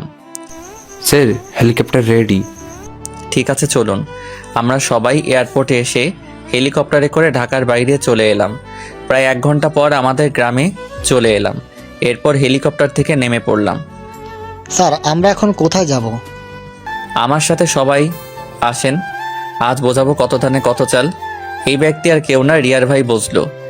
স্যার, এদিকে রিয়াদের বাড়ি। আপনি আমাদের কোথায় নিয়ে যাচ্ছেন? স্যার এই গ্রামের নাম কি? এটা আমার গ্রাম। এই বুঝতে পারছো কোন গ্রাম? জি স্যার। আমরা হাঁটতে হাঁটতে 6 জন রিয়াদের বাড়িতে চলে এলাম। আমি এসে কলিং বেল বাজালাম। কিছুক্ষণ পর রিয়া এসে দরজা খুলল। তুমি এখানে কি করো? তোমাকে জিজ্ঞাসাবাদ করতে এসেছি, আমাদেরকে ভিতরে ঢুকতে দাও। খবরদার ভেতরে আসার চেষ্টা করবা না, তাহলে কিন্তু ভালো হবে না। কি সিআইডি ডাক্তারকে হুমকি দেওয়া? থাক, অনেক হয়ে গেছে। এখন তোমার ভাইকে ডেকে দাও। রিয়াকে ঠেলে ভিতরে এলাম। কি হচ্ছে? আপনারা কারা? আমরা সিবিআই থেকে এসেছি। আপনি কে? আমি বাড়ির ছেলের বউ। আপনারা এখানে কি করছেন? আপনার স্বামীকে জিজ্ঞাসাবাদ করতে এসেছি 2টা খুনের জন্য। ডাকুন আপনার স্বামীকে, ডেকে দেন। আমার স্বামী বাড়িতে নেই। সাগর আমার ভাই কিছু করেনি।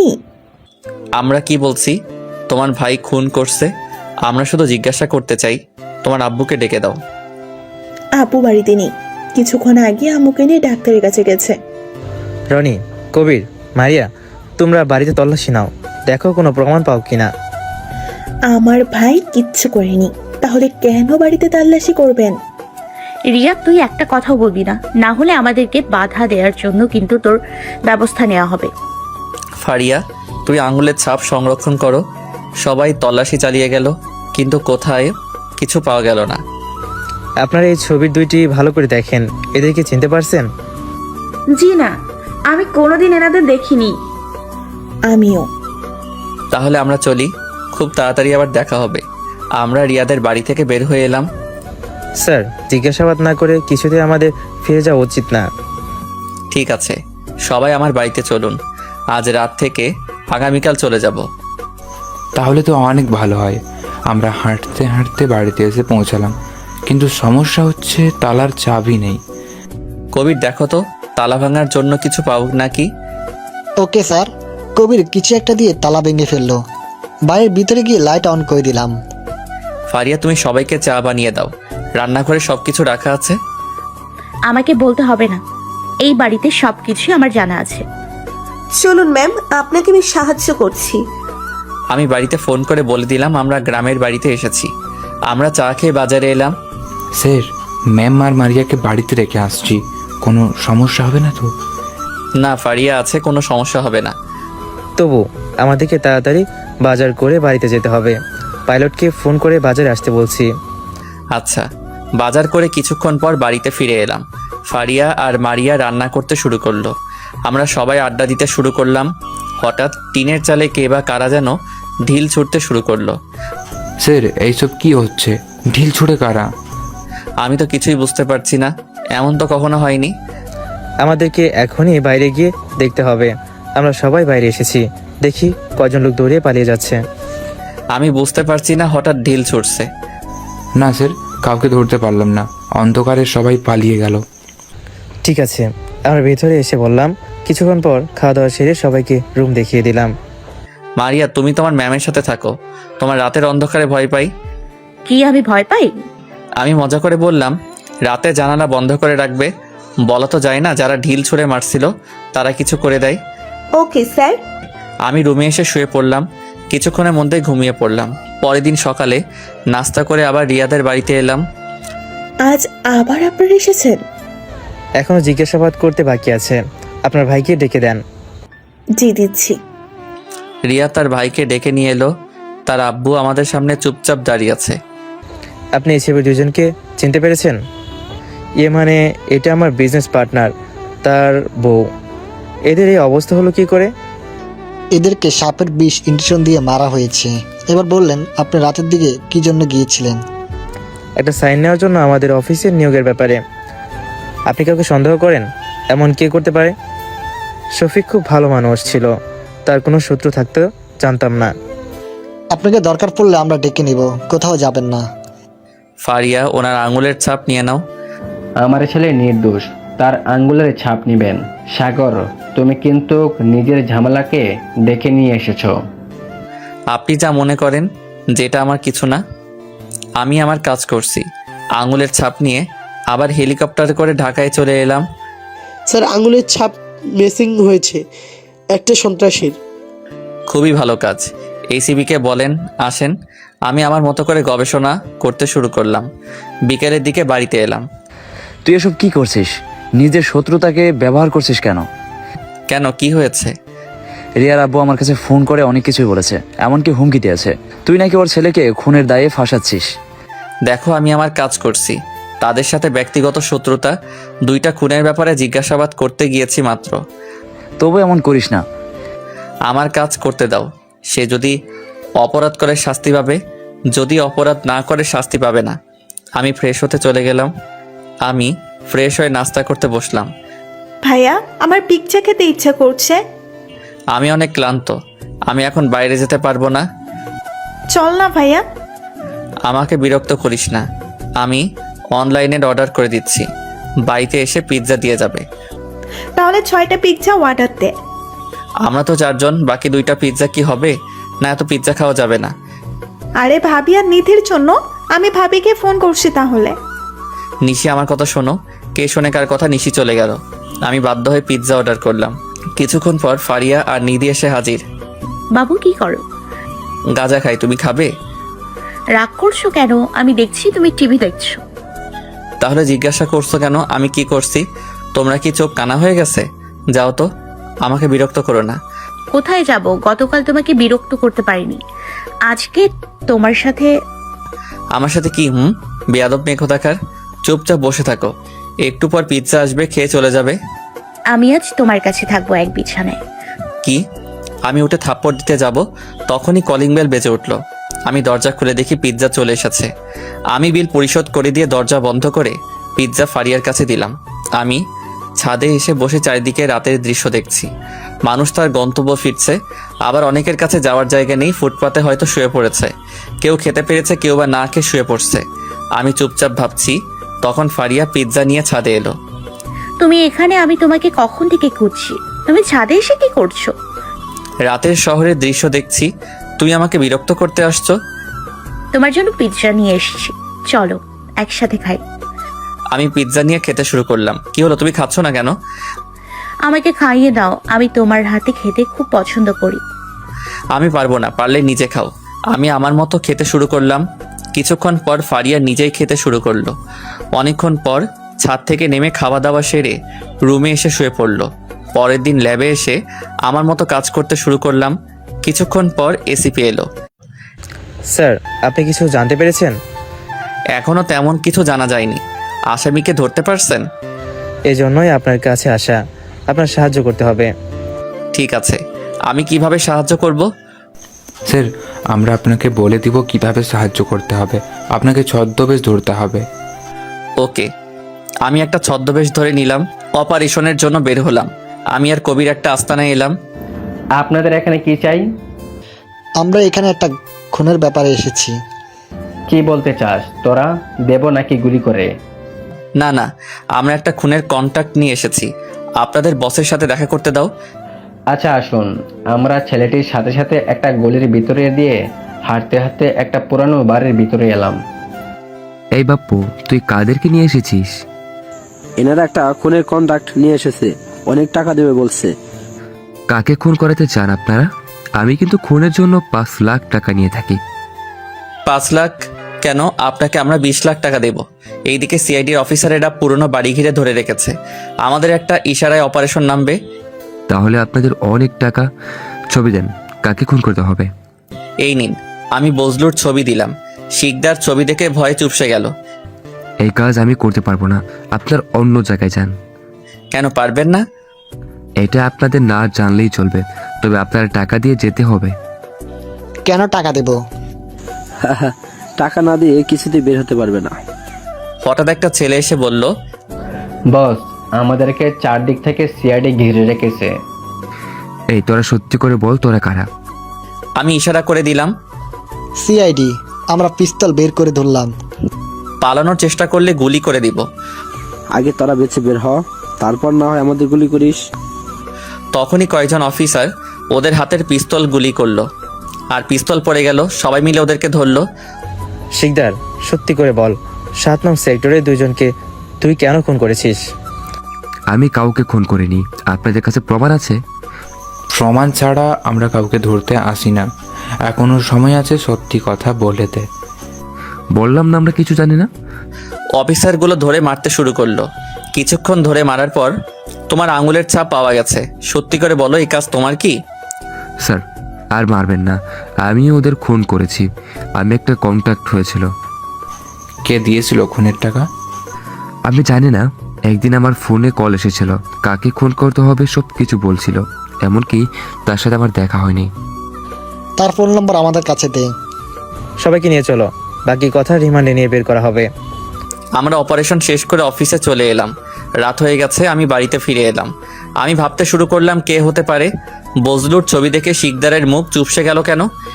কি ভাবছিস এমন করে? এমন কিছু না, দুইটা খুনের ব্যাপারে একটু ভাবছি। তুমি কিছু বলবে? অনেক রাত হয়েছে, খেতে আয়। ঠিক আছে। আমি টেবিলে খেতে বসলাম। আম্মু সবাইকে খাবার বেড়ে দিচ্ছে। আম্মু ভাইয়াকে এত খেতে দিও না, বেশি খেলে মোটু হয়ে যাবে। আমি বেশি খাই না, তুই বেশি খাস। সকালে নাস্তা, কলেজে টিফিন, দুপুরে খাবার, বিকেলে হালকা নাস্তা, সন্ধ্যায় কফি, আর রাতে বেলা ভাত তরকারি। দেখছো আপু আমাকে কেমন কথা বলছে, আমি নাকি বেশি বেশি খাই। তোদের ঝগড়া শুরু হয়ে গেল? তোর ভাইয়া অফিস থেকে বাড়িতে এসেছে, একটু চুপচাপ খেতে দিবি তা না। আমি তো ভাইয়ার সাথে ঝগড়া করি, ভাইয়া তো কম যায় না। চুপচাপ খেয়ে নে। আমি তাড়াতাড়ি খেয়ে রুমে এসে শুয়ে পড়লাম। কিছুক্ষণ পর ফারিয়া ফোন এলো। এত রাতে ফোন দিয়েছো কেন? তোমার খোঁজ খবর নেওয়ার জন্য। আজ সারাদিন তুমি কোথায় ছিলে? একটা অপারেশনে গিয়েছিলাম। আমাকে বিরক্ত করো না, আমি এখন ঘুমাবো। ওকে বাবু, শুভরাত্রি। আমি ফোন কেটে দিয়ে ঘুমিয়ে পড়লাম। পরের দিন সিআইডি সদর দপ্তরে এসে খোঁজ খবর নিতে শুরু করলাম। রনি, কিছু জানতে পারছো? স্যার, ফোন নাম্বার থেকে একটা অনেক কিছু জানা গেছে। এই ফোন আপনাদের গ্রাম থেকে এসেছে। এটা কার ফোন নাম্বার জানতে পারছো? এখনো কিছু জানতে পাইনি আমরা। সিম কোম্পানির কাছে মারিয়াকে পাঠিয়ে দিয়েছি। ঠিক আছে, কোনো প্রমাণ পেলে আমাকে জানাবে। আমি ল্যাবে এসে পরীক্ষা নিরীক্ষা করতে শুরু করলাম। স্যার, দুইটা লাশ তাদের আত্মীয় স্বজন নিতে এসছে। তুমি তাদেরকে সাইন করিয়ে লাশ দুইটা দিয়ে দাও। রাকিব ভাই, আপনি ফারিয়ার সাথে যান। ঠিক আছে স্যার। আমি আমার মতো করে পরীক্ষা চালিয়ে যাচ্ছি। বজলুর আঙুলের ছাপের সাথে ভিকটিমের বাড়ির কোনো আঙুলের ছাপের সাথে মিলছে না। এটা কি করে সম্ভব? বজলু এই বাড়িতে গিয়েছিল, তাহলে তার আঙুলের ছাপ পাওয়া যাচ্ছে না কেন? স্যার মনে মনে কি বলছেন? বজলুর কোনো আঙুলের ছাপের সাথে মিলছে না, এটা কি করে সম্ভব? আমাকে আবার খুনের জায়গা ভালো করে দেখতে হবে। ঠিক আছে, আমাদেরকে এক্ষুনি যেতে হবে। আমি এসিপি স্যারকে ফোন করে বলছি আমরা খুনের জায়গা পরিদর্শন করতে চাই। আচ্ছা, কিছুক্ষণ পরপর আমরা চলে এলাম। সারা রুমে তল্লাশি করতে শুরু করলাম।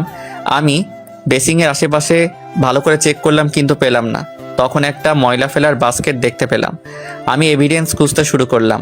আমি বাস্কেট ভিতরে একটা হ্যান্ড গ্লাভস পেলাম। হ্যান্ড গ্লাভস দিয়ে কি কাজে ব্যবহার করা হয়েছে? ফারিয়া, তুমি এই গ্লাভসটা এভিডেন্স বক্সে রেখে দাও। স্যার, এই সামান্য গ্লাভস দিয়ে কিভাবে তথ্য পাওয়া যাবে? তোমার কাছে সামান্য হলেও আমার কাছে একটা বড় প্রমাণ হতে পারে। তুমি কিছু খুঁজে পাইছো? না স্যার, কিছু পাওয়া যায়নি। আমাদের এখন ল্যাবে যেতে হবে। আমরা ল্যাবে এসে গ্লাভসের ছাপ মিল করতে শুরু করলাম। অনেকক্ষণ পর গ্লাভস থেকে আঙুলের ছাপ সংরক্ষণ করে বজলুর আঙুলের ছাপের সাথে ম্যাচিং করতে শুরু করলাম। স্যার, আপনি কিছু জানতে পারছেন এই গ্লাভসে কার আঙুলের ছাপ আছে? বজলুর পাওয়া গেছে। এই গ্লাভস দেখছো, হাতে পড়লে কিছুতেই বুঝতে পারবে না এটা হাতের উপরে গ্লাভস আছে। বজলু এটা কি জন্য ব্যবহার করছে বুঝতে পারছি না। খুব সাধারণ উত্তর। বজলু চাইনি কোনো প্রমাণ থাকুক, কিন্তু বজলু ভুলে গ্লাভস ফেলে দিয়ে চলে গেছে। রাকিব ভাই, আপনি এসিবিকে গিয়ে বলুন গ্লাভসের ছাপ বজলু। Okay sir. উনি এসিপির কাছে চলে গেল। আমি এক কাপ কফি অর্ডার করলাম। কিছুক্ষণ পর কফি দিয়ে চলে গেল। আমি খেতে খেতে কম্পিউটারে কাজ করতে শুরু করলাম। রাকিব, তুমি এখানে? স্যার আপনার কাছে পাঠালো। স্যার, ভিকটিমের বাড়ি থেকে একটা গ্লাভস পেয়েছিল, তার থেকে বজলুর আঙুলের ছাপ পাওয়া গেছে। কি? তাহলে খুনি বজলু? ফোন নম্বর থেকে বজলুর নাম জানতে পারছি। বজলু ফোন করে খুনের জন্য টাকা দিয়েছিল। তাহলে দেরি না করে তাড়াতাড়ি ধরে নিয়ে আসেন এসিপি স্যার। তাহলে আমি এখন আসি। আচ্ছা। আমি আমার মতো কাজ করে যাচ্ছি। তখনই আমি আমাদের গ্রামের নীলকে ফোন দিলাম। হ্যাঁ বলেন। রিয়ার ভাই আর তার বাপের জন্য কোনো তথ্য পাওয়া গেছে? জি স্যার, আমি একটা ভিডিও পেয়েছি। রিয়ার আব্বুর উনি কিভাবে জোর করে জমি দখল করেছে। আরও কিছু পাইনি? স্যার 2টা খুনের ব্যাপারে জানতে পারছি। আমি সব লুকিয়ে লুকিয়ে ভিডিও করে রাখছি। আমার কাছে তাড়াতাড়ি ভিডিও 2টি পাঠিয়ে দাও। Okay sir. স্যার আমার একটা চাকরির সুযোগ করে দেন, এভাবে আর চলছে না। ঠিক আছে, সামনে সিআইডি নিয়োগ আছে, আমি আইজিকে বলে কিছু একটা ব্যবস্থা করে দিব। ধন্যবাদ স্যার। আমি ফোন কেটে দিলাম। নীল আমাদের অনেক সাহায্য করেছে, তার জন্য একটা কিছু ব্যবস্থা করতে হবে। আমি ভিডিও 2টি পাওয়ার সাথে সাথে এসিপির ফোনে পাঠিয়ে দিলাম। এসিপি তখন আমার কাছে ফোন দিল। স্যার আপনি এই ভিডিওটা কোথায় পেয়েছেন? নীল নামের একজন পাঠিয়ে দিয়েছে, আমি তাকে কাজে লাগিয়ে দিয়েছিলাম। আপনি তাড়াতাড়ি এদের ধরে নিয়ে আসেন। আমি এখনই অপারেশনের ব্যবস্থা করছি। আমি ফোনে কথা বলা শেষ করে বাড়িতে যাওয়ার জন্য গাড়িতে উঠে বসেছি, তখনই ফারিয়া গাড়িতে উঠে বসলো। ভাই গাড়ি চালান, আপনি আমার দিকে এমন করে তাকিয়ে আছেন কেন? তুমি আজ আবার আমার গাড়িতে উঠে বসছো, তুমি কি শুরু করছো বলো তো? আমি তোমার সাথে কিছু শুরু করিনি। আমাকে বিয়ে না করলে আমি কিছুতেই ছাড়বো না। তুমি আবার আপনি থেকে তুমিতে গেছো কেন? আমি তোমাকে বিয়ে করব না। এখন তোমার অফিস না যে আমি তোমাকে আপনি করে বলবো। কাকে বিয়ে করবে দেখা যাবে। অসহ্য একটা। যাকে সহ্য হয় তার কাছে যাও। তুমি আমাকে কিছু বললে নাকি? কিছু না ভাই, এখানে গাড়ি রাখেন। এখানে গাড়ি রেখে কি হবে? আমার তাড়াতাড়ি বাড়িতে যেতে হবে। চুপ, বেশি কথা না, গাড়ি থেকে নামো বলছি। ফারিয়া আমার হাত ধরে টেনে গাড়ি থেকে নামালো। ভাই আপনি গাড়ি নিয়ে বাড়িতে চলে যান, আমরা পরে আসবো। আচ্ছা ম্যাম। হাই হাই, এটা তুমি কি করলে? গাড়ি বাড়িতে পাঠিয়ে দিলে, এখন আমি কিভাবে যাব? আমরা দুইজন রাতের আধারে হাত ধরে হাঁটতে হাঁটতে বাড়ি যাব। মাঝপথে একটু থেমে 1 কাপ চা দুজনে খাব। ছি, 1 চা 2 জন খাবো? তুমি পাগল হলে নাকি? তুমি আমার হাত ধরে টানতে টানতে কোথায় নিয়ে যাচ্ছ? হাতির ঝিল নিয়ে যাচ্ছি। এই সময় খুব ভালো লাগে, প্রেমিক প্রেমিকারা ঘুরতে আসে। দূর, আমি এর মধ্যে গিয়ে কি করব? আমার তো খেয়ে দিয়ে কাজ নেই। ফারিয়া আমাকে টানা হেঁচড়া করতে নিয়ে এলো। ফারিয়া আমার হাত ধরে রেখেছে। হাতির ঝিলে এসে ভালোই লাগছে। কিছুক্ষণ ঘোরাঘুরি করে বাড়ির দিকে হাঁটতে শুরু করলাম। প্রায় 1.5 কিলোমিটার হাঁটতে হবে। আমি ফুচকা খাবো, চলো আমাকেই ফুচকা খাইয়ে দেবে, চলো না। আমি তোমাকে খাইয়ে দিব? অসম্ভব। মামা 2 প্লেট ফুচকা দেন। আমাকে খাইয়ে দিতে হবে না, আমাকে খাইয়ে দাও না। একদম জেদ করবে না। আমাকে তুমি কি পেয়েছো? আমি তোমার বয়ফ্রেন্ড না যে তোমাকে খাইয়ে দিব। তুমি আমার হবু বর, তুমি খাইয়ে দেবে না তো কে খাইয়ে দেবে? মামা ফুচকা দিয়ে গেল, আমি বাধ্য হয়ে ফারিয়াকে খাইয়ে দিচ্ছি। ফুচকা খাওয়া শেষ করে বিল পরিশোধ করে হাঁটতে শুরু করলাম। হঠাৎ ফারিয়া দাঁড়িয়ে পড়ল। কি হলো, দাঁড়িয়ে পড়লে কেন? আমি আর হাঁটতে পারছি না, আমাকে কোলে তুলে নাও না। আমি পারবো না, আমি একটা রিক্সা ডাকছি, বাকি পথ রিক্সায় যাব। না না হবে না, আমাকে কোলে নিতে হবে। আমি কিছুতেই রিক্সায় উঠবো না, আমাকে কোলে নাও না। আমি পারবো না। আমি হাঁটতে শুরু করলাম। কিছু দূরে এসে পিছনে তাকিয়ে দেখি ফারিয়া সেখানে চুপচাপ দাঁড়িয়ে আছে। আমি ফারিয়ার কাছে এসে রাগে রাগে ফারিয়াকে কোলে তুলে নিয়ে হাঁটতে শুরু করলাম। রাতের রাস্তায় ল্যাম্পপোস্টে আলোয় আলোকিত হয়ে রয়েছে চারিদিকে। বাবু তোমার কোনো কষ্ট হচ্ছে না তো? আমার পায়ে ব্যথা না পেলে আমি হাঁটতে হাঁটতে যেতাম। আমি বুঝি এইসব তোমার ঢং। রাস্তার লোকজন কি ভাববে তাকিয়ে আছে দেখছো? তাতে আমার কি? কেউ যদি ছবি তুলে ভাইরাল করে বুঝতে পারছো কি হবে? হাঁটতে হাঁটতে বাড়ির কাছে চলে এলাম। চলো এইবার চাটা গিয়ে আমার স্বপ্ন পূরণ করি। তোমার স্বপ্ন আর আমার সাজা। 2 জন বসে চা খেয়ে বাড়িতে চলে এলাম। রুমে এসে ফ্রেশ হয়ে রাতে খাওয়া দাওয়া সেরে ঘুমিয়ে পড়লাম। পরের দিন সকালে ঘুম থেকে উঠে ফ্রেশ হয়ে কফি খাচ্ছি, তখন খবরের কাগজ চোখে পড়লো। একটা ছবি দেখে আমার চোখ ছানাবড়া হয়ে গেল। হায় হায়, এখন আমার মান সম্মান সবকিছু ধোলাই মিশে যাবে। কোন শালার সাংবাদিক আমার আর ফারিয়ার ছবি চেপেছে। আমি ফারিয়াকে কোলে তুলে নিয়ে রাস্তায় হাঁটছি। হঠাৎ সিআইডির প্রধান আমাকে ফোন দিল। আমি এসব কি দেখছি? আপনি আপনার সহকারীর সাথে অনৈতিক সম্পর্ক গড়ে তুলেছেন। আপনার জন্য আমাদের নাক কাটা যাচ্ছে। স্যার আমি বুঝতে পারিনি এমনটা হবে, আমার ভুল হয়ে গেছে। আপনার সহকারীকে কোলে তুলে নিয়ে হাঁটার সময় তখন মনে পড়েনি? পরে কি হবে? সাংবাদিকরা আমাদের পিছনে সব সময় পড়ে থাকে। ফারিয়ার সাথে কি সম্পর্ক তোমার? সত্যি করে বলো, না হলে তোমার উপরে অ্যাকশন নিতে বাধ্য হব।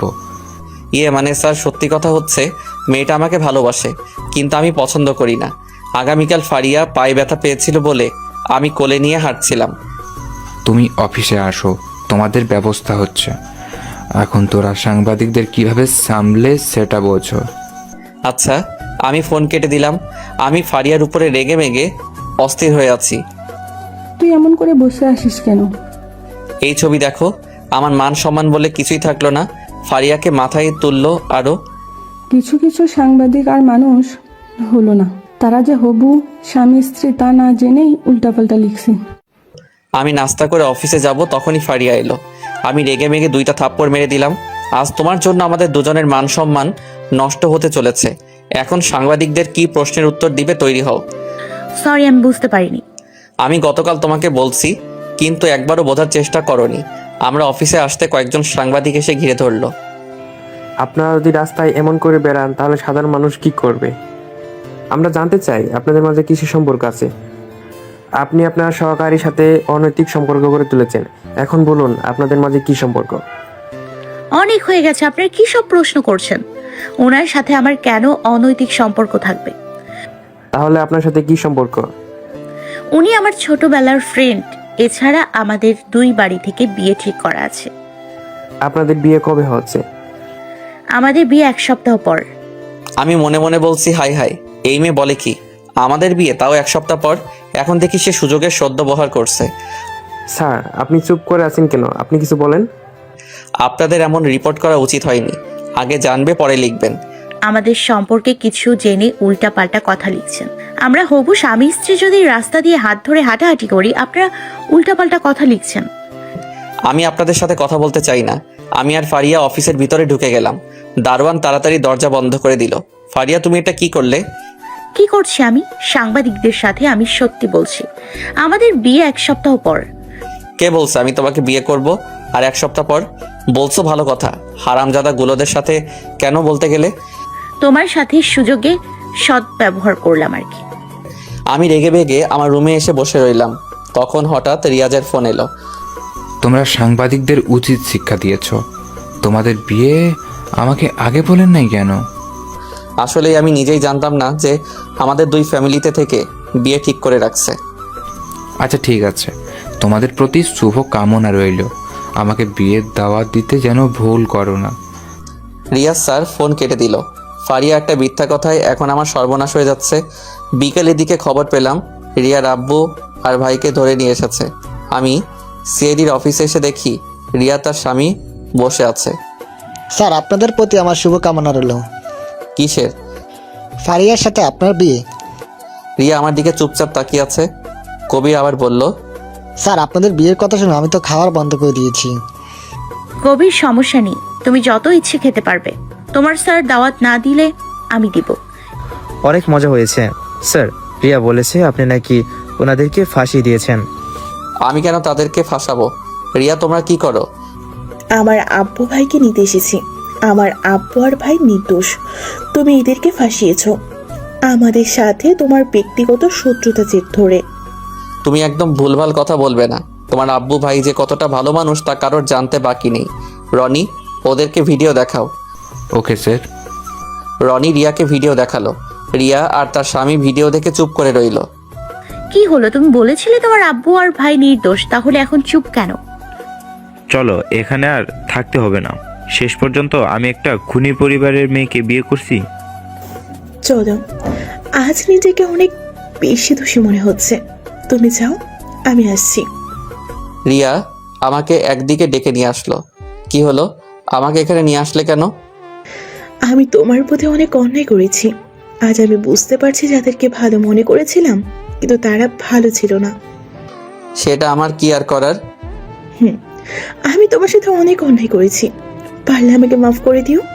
আজ আমি একজন খুনি, চোরের ঘরের সন্তান। আমি আমার কি অপরাধ ছিল একবার বলতে পারবে? পারবে না। তোমার সাথে কথা বলার সময় আমার নেই। ভালো থেকো। ফারি অনেক ভালো মেয়ে। রিয়া চোখ মুছতে মুছতে চলে গেল।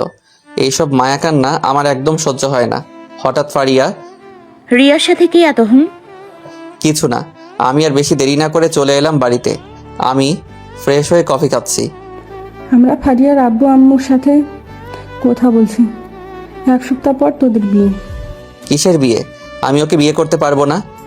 তোরা মিডিয়ার সামনে বলছিস তোদের বিয়ে 1 সপ্তাহ পর। এখন বিয়ে না করে যাবি কোথায়? মিডিয়ার লোক তোদের ছেড়ে দেবে?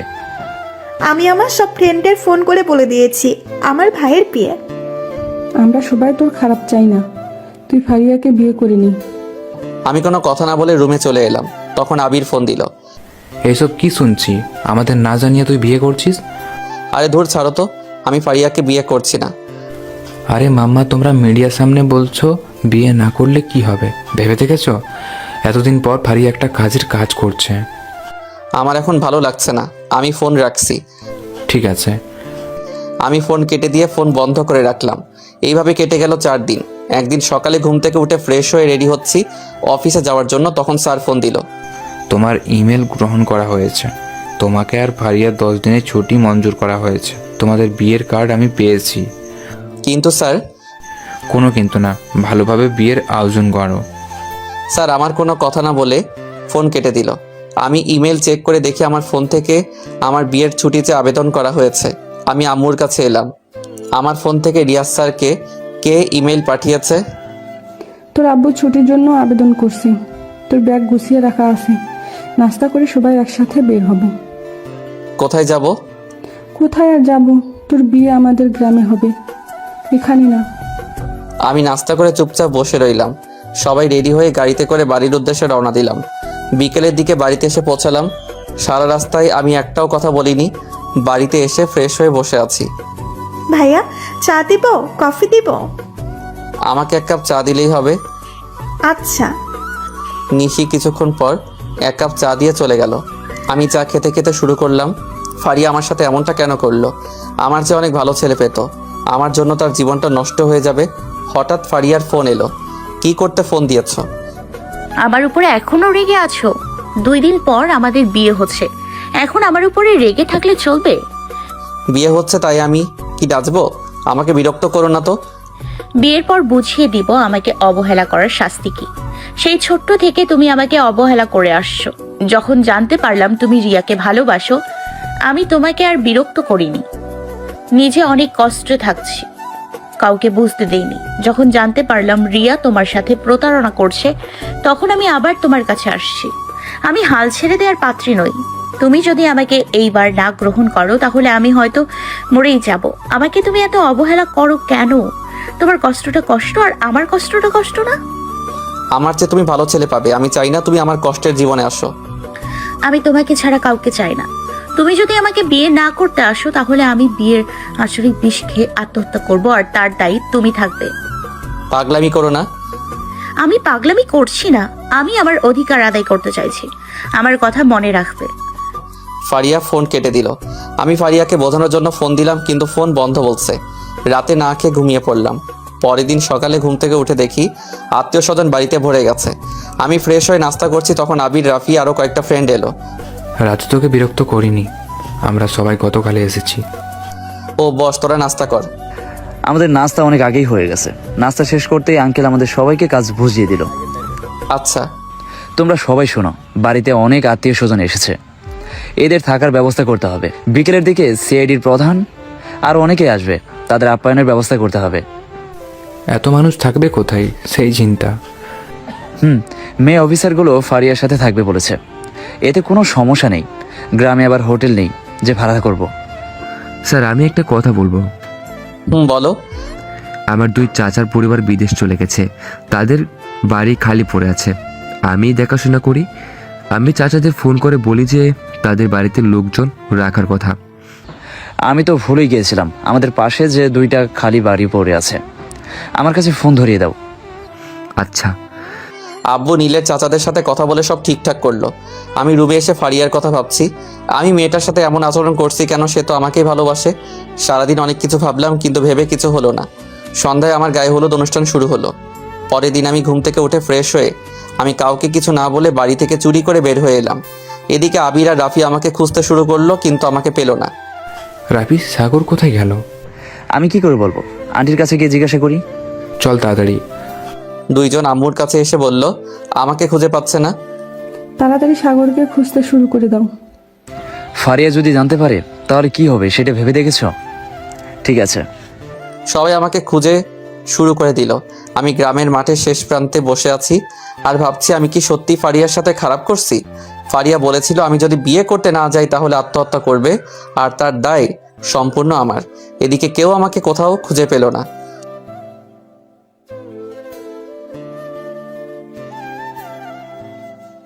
মেয়েটা আবার যেন কিছু না করে বসে। আঙ্কেল সাগরকে পাইনি, ফোন দিচ্ছি কিন্তু ফোন ধরছে না। ফোন বাড়িতে রেখে গেছে, কি করে ধরবে? আমি এখন ফারিয়ার আব্বুকে কি বলবো? সাগর আমাদের মান ইজ্জত নিয়ে কিছুই রাখলো না। দুপুর হয়ে গেছে, বাড়িতে এত লোকজন, তাদের কি বলবো কিছুই বুঝতে পারছি না। কি করব কিছুই বুঝতে পারছি না। এদিকে ফারিয়া নাকি দরজা বন্ধ করে রেখেছে। ফারিয়ার বাড়িতে কান্নাকাটি করছে। আবির, তোমরা আবার খুঁজে দেখো পাও কিনা। হঠাৎ নিশি যা বললো তা শোনার জন্য প্রস্তুত ছিল না। ভাইয়া আর খুঁজতে হবে না, ভাবি আত্মহত্যা করছে। ভাইয়া বিয়ে করতে যাবে না শুনে আত্মহত্যা করছে। সবাই এই কথা শুনে গাড়ি নিয়ে ফারিয়াদের বাড়িতে চলে গেল। এদিকে আমি ভেবে সিদ্ধান্ত নিলাম ফারিয়াকে বিয়ে করব। না আর দেরি করা যাবে না, ফারিয়া না হলে কিছু একটা করে দিবে। আমি বসা থেকে উঠে দৌড়াতে দৌড়াতে বাড়িতে এলাম, কিন্তু এ কি বাড়িতে কেউ নেই কেন?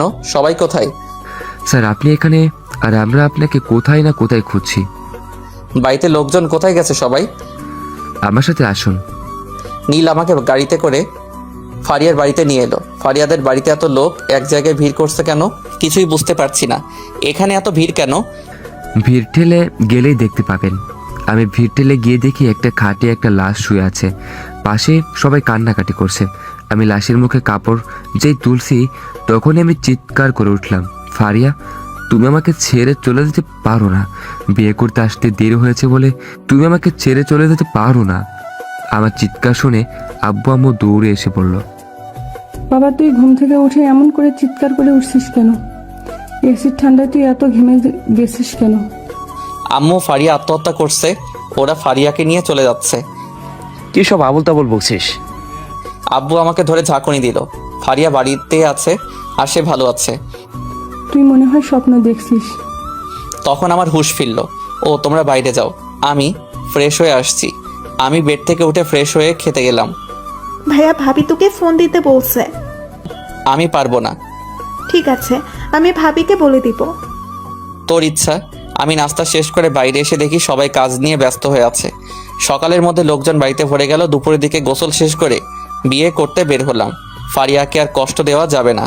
বিয়ের কাজ সম্পন্ন করে সন্ধ্যায় বাড়িতে ফারিয়াকে নিয়ে এলাম। অবশেষে তোদের বিয়ে তাহলে হলো, এখন শুধু আমাদেরটা বাকি। মেয়ে দেখতে শুরু কর, পেয়ে যাবি। আমার তো বিয়ের সামনে মাসে, তানিসার পরীক্ষা হচ্ছে, শেষ হলেই বিয়ে। এত চিন্তা কিসের? বিয়ে তো হচ্ছে। আমরা এক কথা বলি শোন, রিয়াকে তুলে তুই ফারিয়াকে নিয়ে নতুন করে সংসার কর। ফারিয়া সেই স্কুল থেকে তোকে পছন্দ করে। ওকে কখনো কষ্ট দিস না। চেষ্টা করব। সবাই রাতের খাওয়া দাওয়া সেরে নিলাম। আমি যখন বাসর ঘরে আসব তখন বন্ধু বান্ধবেরা দরজা আটকে ধরলো। কিরে তোরা দরজা আটকে ধরছিস কেন? আমি কেন টাকা দিব? তাহলে ভিতরে যেতে পারবি না, আমাদের 50,000 টাকা দিতে হবে। এত টাকা আমি দিতে পারবো না, আমি ভাই গরিব মানুষ। তুই গরিব মানুষ, আমরা বিশ্বাস করব। তোর একদিনের আয় আর বেতনের কথা আলাদা। সবাই ধর তো। সবাই মিলে ধরে আমার কাছ থেকে টাকা নিয়ে চলে গেল। ডাকাতি করা বের করব। আমারও সামনে সময় আছে। আমি দরজা খুলে ভিতরে ঢুকে দরজা বন্ধ করে দিলাম। ফারিয়া এসে আমাকে পায়ে ধরে সালাম করলো। আমি ওকে তুললাম। তুমি আমাকে ধরবে না, আগে আমার মোহরানা দাও। কি জ্বালা রে বাবা? আমি টাকা বের করে দিলাম। জানো, তুমি যদি আমাকে বিয়ে করতে না যেতে তাহলে সত্যি সত্যি আত্মহত্যা করতাম। আমি বিষ নিয়ে বসেছিলাম। পাগলামি করো কেন? আমি কথা দিচ্ছি আমি তোমাকে ছেড়ে কোথাও যাব না। আমাকে অনেক অনেক ভালোবাসতে হবে, আমাকে কখনো বকা যাবে না। ঠিক আছে, আমি এখন ঘুমাবো, আমার ঘুম পাচ্ছে। আজ না আমাদের বাসরাত, ঘুম কিসের? এখন আমাকে তুমি আই লাভ ইউ বলবে। আচ্ছা, I love you. I love you too. এখন আমাকে একটা কিস করো। আমি পারবো না। ওকে, আমি করছি তাহলে। ফারিয়া আমাকে বেডে ফেলে দিয়ে আমাকে কিস করতে শুরু করলো। কিছুক্ষণ পর ছেড়ে দিল। দম বন্ধ হয়ে গেছিল। এখন আমরা বাসর করব। ফারিয়া রুমের লাইট নিভিয়ে দিয়ে আমার উপর ঝাঁপিয়ে পড়লো বাসর করার জন্য।